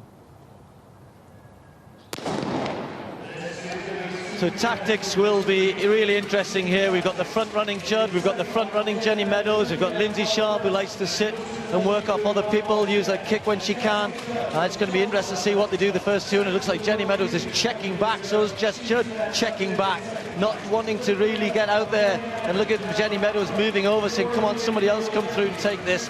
This is interesting, Paula. This is much slower than we thought we might get. Yes, it was always going to be very interesting how this race was going to be run, and I think we were going to get a good idea in the first 200 metres, and we've done that. The field has allowed Jenny to go to the front and control it, but she certainly hasn't gone off as fast as she did in the heats yesterday. Lindsay Sharp just putting herself in a position where she can cover every move, but she is not interested in doing anything. I think she will leave it to the two in front of her to dictate until they get well into the last lap. Jenny Meadows, where she likes to be out in front, doesn't like to be in amongst the big field, but it's been a fairly well judged first 400 metres, 59.49, and that means that everybody is still involved here. Lindsay Sharp on Jess Judd's shoulder, Alison Leonard just tucked on the inside, Shalane Arscan-Clark there as well. So Jenny Meadows there to be shot at, and I'm sure she's saving something here because the pace hasn't been that quick, and therefore Jess Judd thinks enough is enough. I'm going to have a go. Meadows can't hold her off, and Judd goes by easily. Lindsay Sharp looks very comfortable on the outside. Jenny Meadows now just picking up again, trying to hold the inside. Judd will surely cut her off, and she has done. So now it's Judd, Sharp, Meadows still there, Alison Leonard still there. And look at Lindsay Sharp kicking past Jess Judd. And the slow pace certainly helping Lindsay Sharp, but she's got pace to burn, and Jess Judd going backwards a little bit. So Lindsay Sharp kicking from the front, Alison Leonard moving into second place, Tracy's still there, Jenny Meadows fighting for the top two, but it's going to be Lindsay Sharp just tying up a little bit now, but she's got this one easily. That's a great win for the Scot. Alison Leonard, second place, 1:59.97, British champion, first time under 2 minutes, perfectly judged, perfectly run. Well done, Lindsay Sharp. Well, a great run by Lindsay Sharp, but I think also a great run by Alison Leonard there. I'm pretty sure that she will run a personal best there. Personal best stands at 2:01.81, and I would say she was well inside that. But she just bided her time and just came through really strongly over the last 100 metres there, as we saw Jess Judd slip uncharacteristically backwards there. Coming into the last lap, I think Jess has made her effort down the back straight and perhaps paying for it a little bit here, but she just, you can see the anguish on her face, and she's not finding the extra gear that she's accustomed to finding as she comes into that home straight. Jenny Meadows just moving a little bit wide because she can feel the challenge of Alison Leonard on her outside, but Alison Leonard's just got more power and more strength there and is moving away and closing down on Lindsay Sharp, who had that race under control, and I think well deserved. Oh, just trying to interrupt you, Paula, because the clock stopped before Lindsay crossed the line. So although she and I both celebrated under 2 minutes, I thought when I said that, wow, that's great. That's an almost negative splits. It's actually 2:1.4. So just before you and I carry on going, she's not only won, but she's run sub 2 minutes. Great win, though, nonetheless, wasn't it? Thank you, and apologies to Alison Leonard as well for giving her a personal best. She has just missed it by 0.02 of a second with 2:01.83 in second place. That's a shame. I hope somebody goes down and tells Lindsay that the clock unfortunately stopped early, and but nonetheless, that's a great win for her.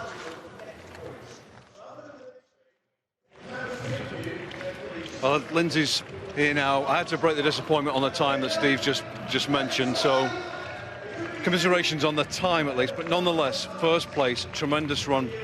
You pitched it beautifully tactically as well, and you know what, you get to defend your European title, which is great. Yeah, I mean, there's only a few people who really know what I've been through in the last year, and that's why today means so much to me. Just had the most horrific 12 months, and that just meant absolutely everything to me. Anything you can share with us? Had surgery twice, hospitalised on IV drip in the end of April. I've still got to get surgery at the end of the season, so yeah, it's just... You've been through it to say the least, but nonetheless, what a year you've got ahead of you now. All that will be worth it. Commonwealth Games in Glasgow, now the Europeans, you get to defend your title there. Yeah, I mean, I think a lot of people had written me off, but I'm just so happy to be out here competing and enjoying myself, and that's the main thing. Just loving it. We saw that moving ceremony earlier in the year in Glasgow, and your dad presented you with your award from the Europeans, and I know that title will mean a whole lot to you, and it's great you're going to be there. Yeah, exactly. I mean, back then I was just getting back into running, and you know, trying to be positive and make out that everything was fine, but it really wasn't. but that was a great start to the year, and I think it was a nice tone to start the year on and push on from there. Well, that's a real credit to you. With all you've gone through, you've got to this point. You've won the title today. Congratulations. Thanks. Can I just say thanks so much to all the physios and everyone in British Athletics, and also my coaches. Thank you. Thanks, Lindsay. Yeah, well, don't be going anywhere. The action is coming thick and fast, including the finale, the men's 100 metres. CJ Ujah, Dwayne Chambers and Harry Akins-Arite looking like the top contenders for the title, and of course places in Zurich up for grabs.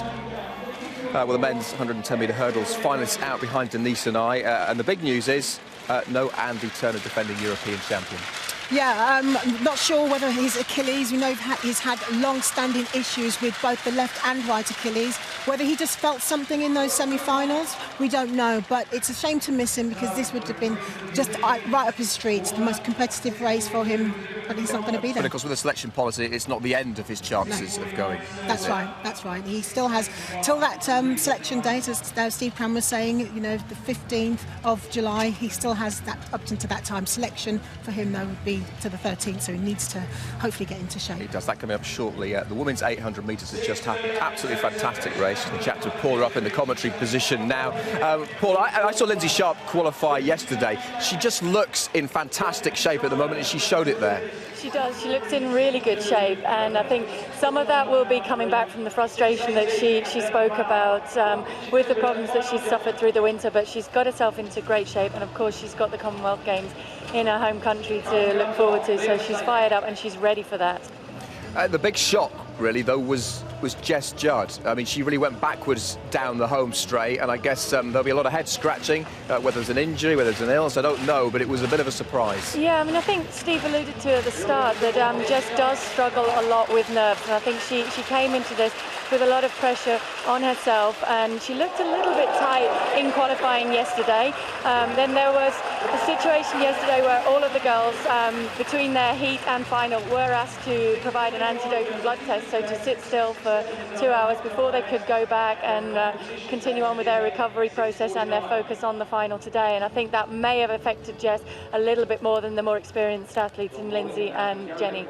OK, thanks for the moment, Paul. We're going to head to the women's long jump now, where a couple of athletes are doing amazing things, both with PB. Steve Backley's got the story.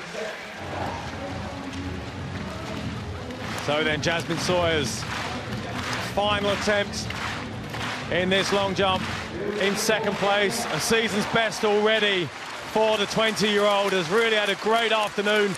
Last attempt to really get close to Katarina Johnson-Thompson's lead, 6 metres and 81. That's a decent jump again. What a super series of jumps Jasmine Sawyers has had. Pound for pound. I mean, the height of the board there is really where she's got her distance. And 6 metres and 67 in 2012 is a lifetime best. 6 metres and 48, just a centimetre shy there, but a great after-innings work for Jasmine Sawyers. So then, round 6, last attempt for Katarina, and a personal best in round 2. Automatically qualifies her for the European Championships, where she'll also be able to compete in the high jump. She'll also qualify there, and of course the heptathlon, where she is the world leader. Successful win in Götzitz earlier this year. Final attempt. Can she extend her leading mark? Really goes for it. Quick. Do you know what? The landing gear just came down early there. By that I mean I think her feet just seem to cut the sand. Just watch, see if she holds the leg shoot. Just seemed to drop that right leg. You can see the left leg way beyond her leading mark. Just didn't quite time the leg shoot. Hang phase was good, was speed on the runway was good. And that's great to see, because of course there's much more there. But wonderful victory for Katarina Johnson-Thompson, and a personal best to boot.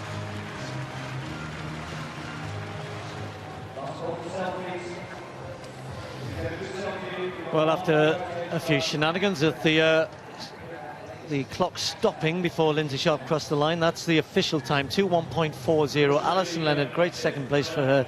Jenny Meadows and Jessica Judd will be disappointed with their runs in third and fourth. Well, a real shame that Andy Turner does not start in the final of the men's 110 metres hurdles. A man who's fought against his Achilles problems. But the lineup here is still strong. Look out for William Sharman. He's the man to beat. Alex Alamin and Lawrence Clark were also going very well in the semi-finals. And I see Andy Podsey is down doing interviews this week. He sits out the season as well. So a couple of big names gone from the British men's hurdling fraternity. Joseph Hilton, a former Welsh champion, coached by Tony Jarrett, goes here in lane 1. David King, the youngest man in the final, just turned 20, the current English under-23 champion, sneaked through as the fastest loser. There's Yannick Budd, runs for Bristol and West, shares the same coach, Jerzy Maciukowicz, as the man outside him, the defending champion and certainly the man to beat on form as well. Quickest in qualifying. The smile is never too far away from Will Sharman's face. The man outside him is a threat. Very interesting. One semi-final. He's going to be running for Nigeria in the Commonwealth Games. He has a Nigerian father, but he can still wear a British vest at the European Championships. Needs the standard though of 13.50. Lawrence Clark looked good in his semi-final. He's constantly banging out the 13.40s, 13.50s. Might need to go lower though to threaten Sharman. And a man who ran very, very well in the semi-final. Big personal best. Lowered it by 0.15 of a second. Nadiran Okoro. I mentioned a lot of his family running here. Essie Okoro was 4th in the women's 400 metres hurdles. Younger brother Onajiti went out in the heats. No relation to Marilyn Okoro. And he is on the outside because Andy Turner, who would have started in lane 8, is just a set of lonely starting blocks. Joseph Hilton, David King, Yannick Budd, William Sharman there in 4. Alex Alamin, Lawrence Clark and Nadiran Okoro make up the final of the men's 110 metres hurdles. Who can hang on to Will Sharman in lane 4?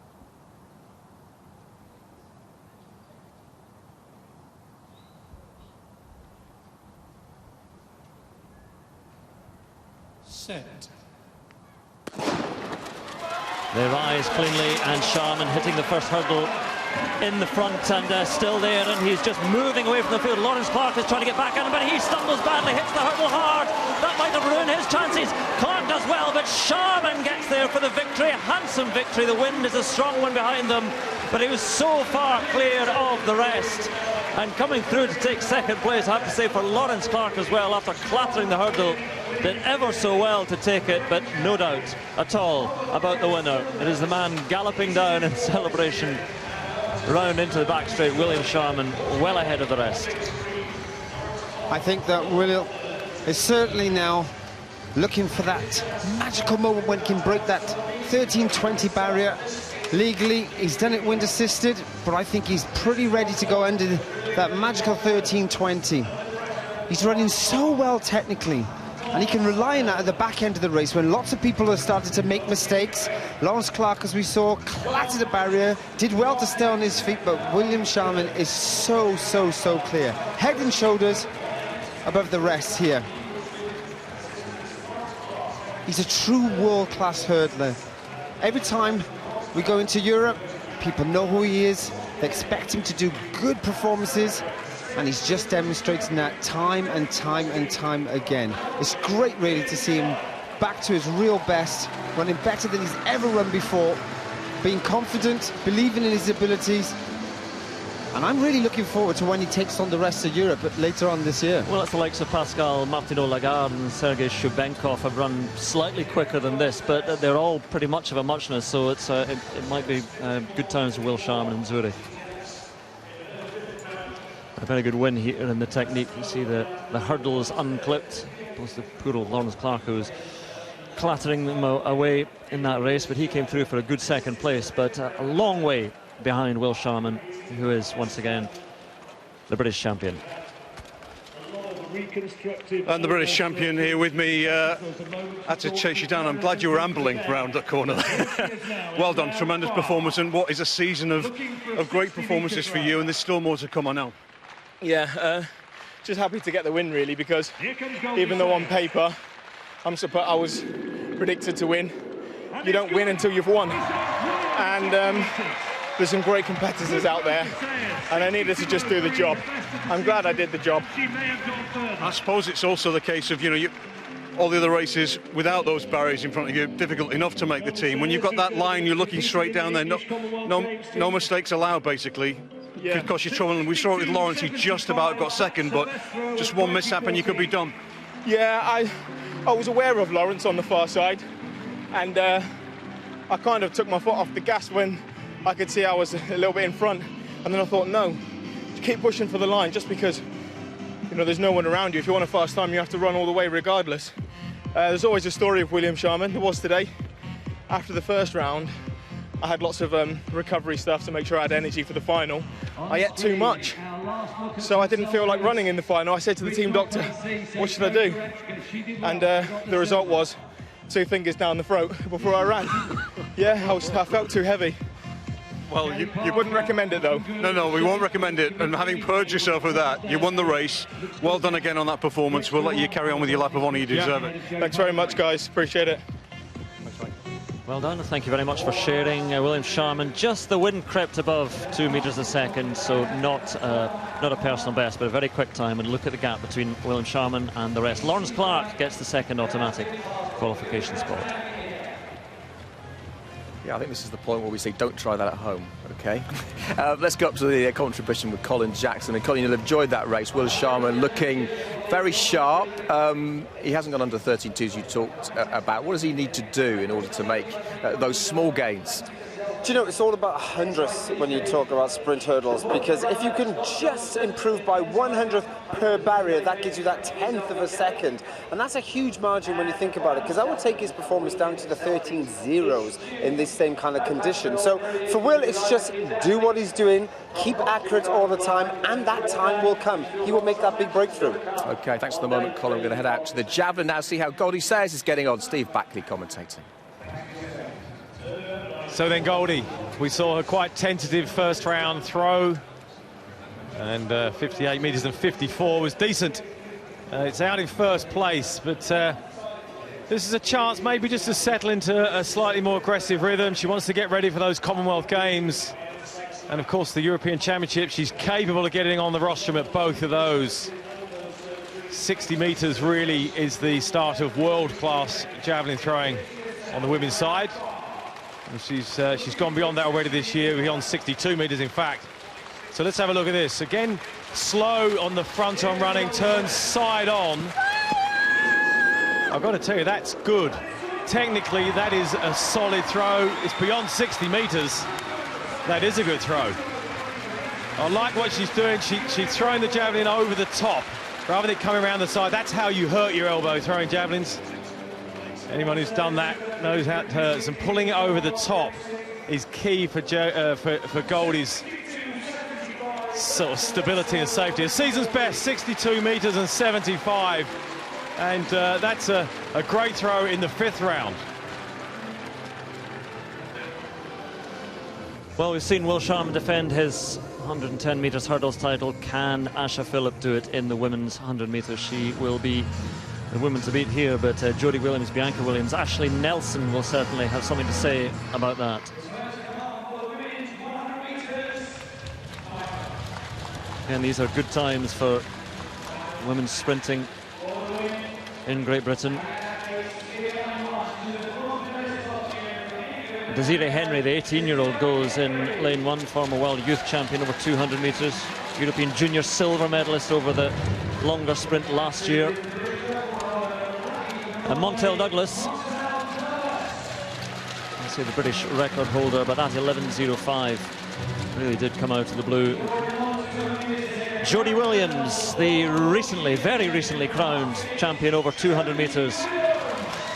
It's in such an elegant style. And Bianca Williams, Also went so well in the 200 metres, and again, very young talent, 20 years old. Alongside her in lane 5 from the city of Stoke, Ashley Nelson. Same time as Jodie Williams in her heat. Again, looked very strong. She's been selected by England for the Commonwealths, but the defending champion. And how fast can she go? Can she get close to 11:20 perhaps? Sophie Papps finished very well to make it to the final. And she'll run in the 4x100 relay in Glasgow. And from the Trafford Club, Louise Bloor.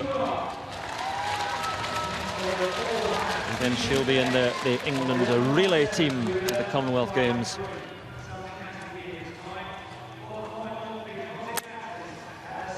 So Desiree Henry and Jodie Williams, Bianca Williams, Ashley Nelson, Asha Phillip all have the European standard already of 11:35. So we stress these are good times for women's sprinting in the UK. It's all about the title here. Oh, and second place as well. Those are the two who will be automatically selected for Zurich. Desiree Henry, Montel Douglas, Jodie Williams, Bianca Williams, Ashley Nelson, Asha Phillip in lane 6, Sophie Papps and Louise Bloor. The women's 100 metres final. Set. No, you could see no. I think Bianca Williams jumped there.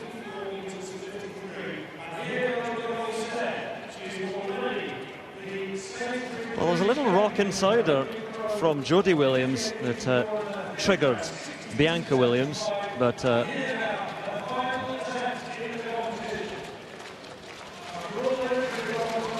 going to see what they're going to do officially, but anybody who moves on the blocks really is subjected to disqualification. So we're scanning on our computers to see what they can decide, and so far they're giving lane 4 to move before the blocks. And who is that? Well, Bianca Williams, look at the reaction times coming up, 0.062 for Bianca Williams, so good night. Anything under 0.1. And very, very sad for Bianca Williams, ran so well in the 200 metres, but I was going to say if she could get off to a sharp start, she would be a threat, because she finishes very strongly, but just too sharp. Then there were 7. Again, this is part of sprinting. Compose yourself, start again.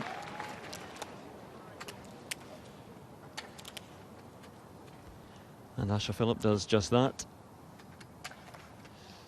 So now Desiree Henry there in lane 1, Montel Douglas in 2, Jodie Williams in 3, nobody in 4, Ashley Nelson in 5, Asha Phillip in 6, Sophie Papps in 7, Louise Bloor in lane 8. We try again, the final of the women's 100 metres.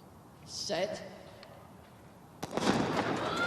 And away this time, and it's a good start from Jodie Williams, quickly into running. Asha Phillip trying to hunt her down alongside her. Ashley Nelson, Asha Phillip and Ashley Nelson there, and Asha Phillip coming through to take it on the line. Great finish, tight for second and third, but the winner, Asha Phillip. She is the champion again. Oh, she had to work hard for it, so hard, but Asha Phillip takes it on the line. Wow, what a tremendous race. From gun to tape. Asha Phillip's got a very strong start, but she said earlier in this year when we spoke to her in Oslo that she seems sometimes to fall asleep in the middle of the race, and I was worrying a little bit whether that was going to happen to her. In Oslo, she came through very strong at the end, and she did that again here.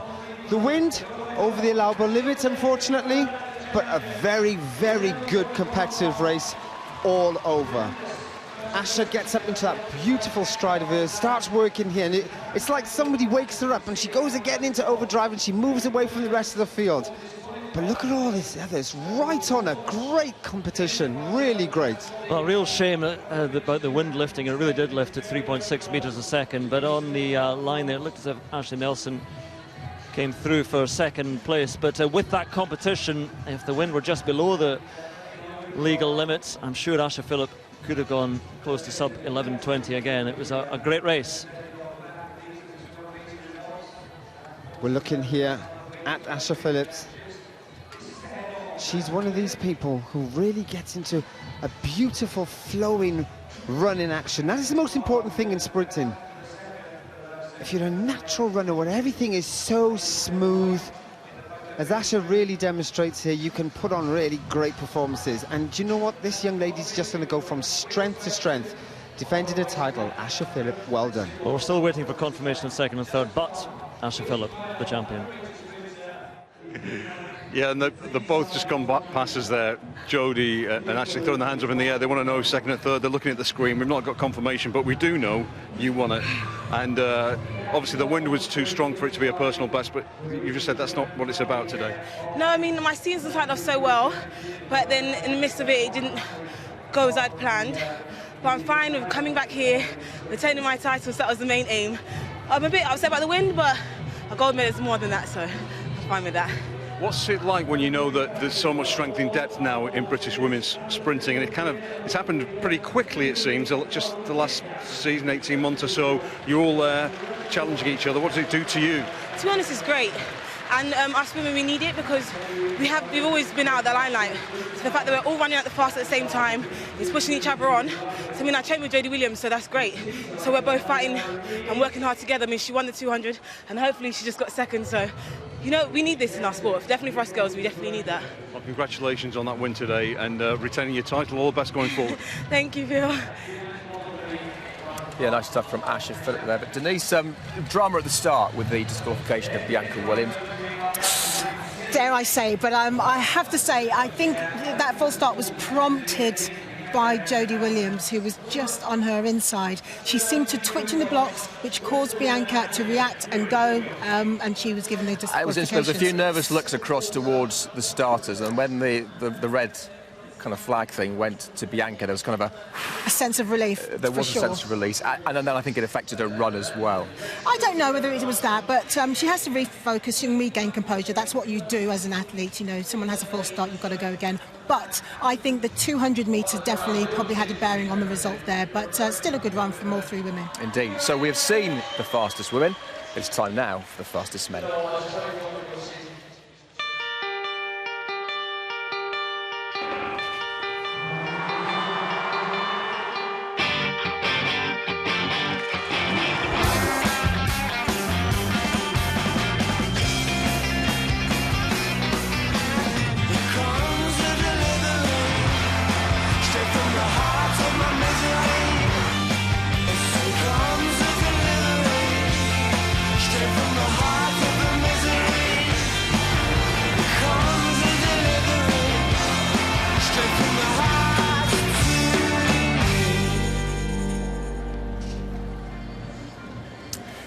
Chambers in 4, Ujar next to him in 5, Harry Akins, Ariti in 6. The fastest qualifiers. Denise, who's your money on? I'm going to go for Ujar. I think he looks great. He's got the whole package for me. Whether he can keep his nerve and composure, you know, this title is important. It really is to these guys, and it was fun to see who's going to be king of the sprints. It certainly is. Can he keep his nerve? Steve Cram. Well, what a race we have in prospects. The old versus the new. Is it as simple as that? Deji Tobias will be on the far side in lane 1. Kieran Daly in 2. Andy Robertson's in 3. Dwayne Chambers 4 times he's won this the last 4 years. He's in 4. Ujar is in 5. Harry Akins is 6. Richard Kilty in 7. And Sean Safo-Antwi in lane 8, closest to the camera. Well, this is a race which always attracts such great attention at these championships, but even more so this year. And after that women's race, which was so close, and we will tidy that up, because don't forget, only the top 2 guaranteed selection, and because most of them have the qualification mark, it may be the same here, except that the one man who doesn't have it is Dwayne Chambers. Kieran Daly does. He's a man who's run 10.18 this year and has been pushing himself forward, a new name really. Andy Robertson, he's been around a while, but the Sale Harrier, after a really blistering start in the semi-final, finds himself in a good lane here next to Dwayne Chambers, who somehow, from somewhere, manages to come to these championships and show them what to do. And he did it again in the semi-final, didn't he? 10.12 with an illegal wind only slightly over the limit. But CJ Ujah, the man who all eyes have been looking toward this season, 9.96. What can he do here in the final? A little bit of pressure, a little bit of expectation to deal with. Harry Aiken-Zariti ran very well. That 10.08 was in the same race that Ujah ran his 9.96, and he was disappointed with that. I spoke to him after that race and he said that was my chance to go sub-10. Richard Kilty, the world indoor champion in Sopot in Poland back in March, then got the qualification time early and struggled a little bit in some of his races since then in the outdoor season. And then let's not forget Sean Safo-Antwi, training partner of CJ Ujah. Looks as though he's out in lane 8 and they can forget about him, but they might just regret that. We're expecting the action to be in those middle lanes, 4, 5 and 6, but Kilty, Safo-Antwi will be having their eyes set on a top 2 place, but it's going to be so close, I'm pretty sure. Can Chambers do it again? He's won this in the last 4 years. Or can CJ Ujah underline the obvious talent that he has? The European junior champion from last year. Set. Away cleanly first time. Ujah gets a good start, so does Andy Robertson, so does Dwayne Chambers. But it's very all to quote more here, but Dwayne Chambers is coming to the fore, and here comes Harry Aiken-Zariti, but Chambers gets it! He's done it again! 10.13. The wind is legal, the time is legal, he's the champion again. They cannot find a way to beat him. Every year he comes to Birmingham, he should just lift up this track, carry it around the world with him, because this is where he runs best every year. I don't know what it is, Colin, I don't know what it is about these championships. He hasn't been running that well all season. He's been running 10.2s and 10.3s, and all of a sudden, in the semi-final, he lifts himself, he gives them all something to think about. And I asked you in the semi-final, what would that do to the mindset of the others, his performance? And I think it really set them back. Harry Aiken-Zariti finished well, but the others didn't perform quite to the level we would have hoped. But he's done it again. A season's best, he's going to the European Championships. Steve, I was talking to Darren Campbell, of course, a former European champion at the 100 metres. And we were talking, if Dwayne can just step on these guys, get half a metre in front of them by 40 or 50 metres, he's going to be very difficult to beat, because they will get nervous, they will get anxious. They know Dwayne's pedigree, they know what he can do. And I think that's really what got to them. But Dwayne is a champion, he will always work hard. And if he's in anywhere near reasonable shape, he will perform right up into that level. And today it was an outstanding sprint from Dwayne Chambers. Got into the lead quite quickly, and look at his face. He is not going to give this up. He's working hard into the line, and he's still hungry for success, and that is going to be the key. Everybody else around is just trying to fight, while Dwayne, he just kept his mind, and look at that as a response. He is so pleased with that performance. Well, you have to hand it to him, 36 years of age and producing that sort of performance, a real performance of mental fortitude, as well as running quick enough to get himself a guaranteed selection for Zurich. Well, we've got the 1 and 2 beside me. Talking about pressure, Dwayne, I saw you say pressure, but you manage to do it here every time. Steve said you should take this track up and take it with you wherever you go around the world. I should. It's a great track for me. It's a great track for British sprinting. And the weather, everything was timing right. It was just perfect. And, you know, I'm very happy. And you're going to the European Championships, guaranteed. You got the time as well. It's a legal time. Everything came together. Thank God. You know, I'm just happy I was able to deliver today. It was so hard. And Harry, I know you're thrilled too, because obviously, this, again, just as we saw with the women's race before, so much strength in depth. Yeah. You're all pushing each other, and this old guy is still around. Well, you know, I'm glad I had my Nando's this morning, because obviously I've got that strength, but I don't know how he does it. You know, I've been with this guy through many years. Last year, he beat me. 2011 beat me, but you know what? I'm coming for him, but at the end of the day, do you know what? This sport is amazing in the sense that you've been through some hard times this year, and the fact that he's done what he's done today, I'm happy with what I've done. I'm on a nice curve. I see myself as a developed athlete now, trying to become that man and finally get my first British Championship, but you know, the depth at the moment, Desalu, Chichindu, myself, Kilty, you know, just about going out there performing. I've put together 3 solid races, my start's improved.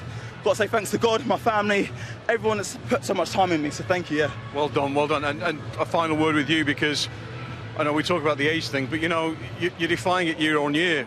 How are you able to do it? And you've been through some tough times, as Harry just said. I took my quote, I watched Benjamin Button. I don't know if you've seen Benjamin Button, but I'm getting younger with age, and you know, it's just experiences working for me massively. And I just want to say thank you to the shop in the restaurant in Birmingham Bourne Street, Coast to Coast. They gave me a free meal last night, and it worked for me. So grateful for that, and thank you very much for the support. And we're going to do the country proud for the Commonwealth and the European Champs. All the best, Dwayne. Well done again. Congratulations. Thank you very much. Thank you. Well. Here we go again with the same result as last year in terms of the 1-2, 10-1-2, 10-1-4, Uja 10-1-8, and don't forget Desaolu may be running on Thursday night. What does that give the selectors? Something to think about, I reckon. And talking about selection, we can finally confirm that the second place in the women's 100 metres final behind Ashley Phillip went to Ashley Nelson, given the same time her and Jodie Williams, but it went down to 2 1/1000ths of a second, Ashley Nelson getting the second place.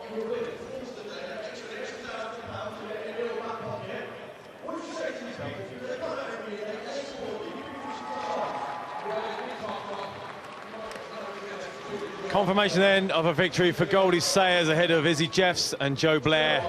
And 62 metres is a great performance for Goldie.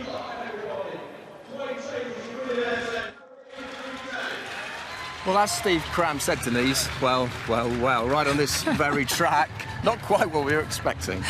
It wasn't, but we have said it today that you cannot write Dwayne Chambers off. You just can't do it, especially here, especially when it's really tight for selection. You know, he always seems to rise to the occasion and deliver the goods. 5 times, you know, national champion, British champion. You can't argue with those stats.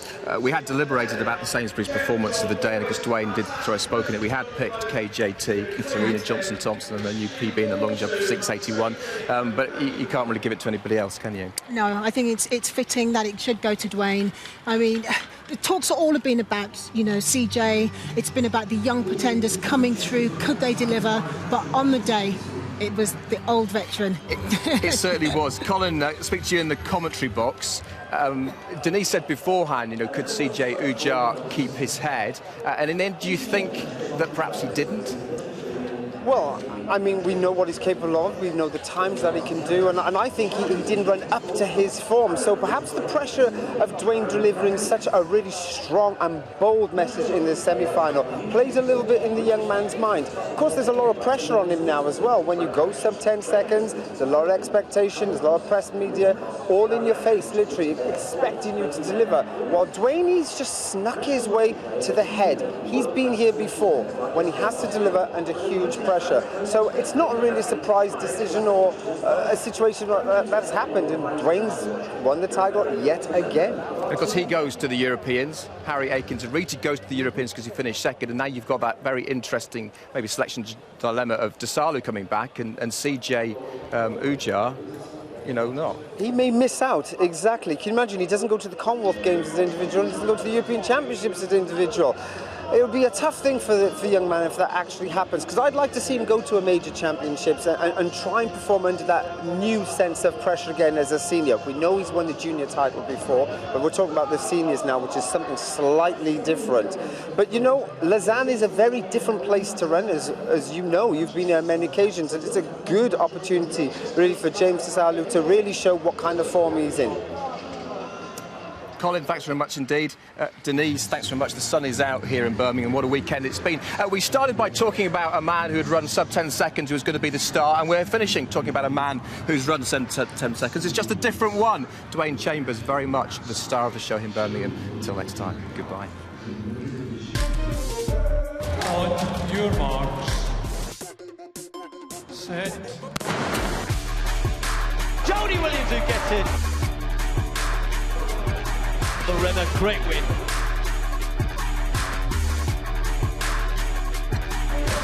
Tom Farrell wins the 5,000 metres.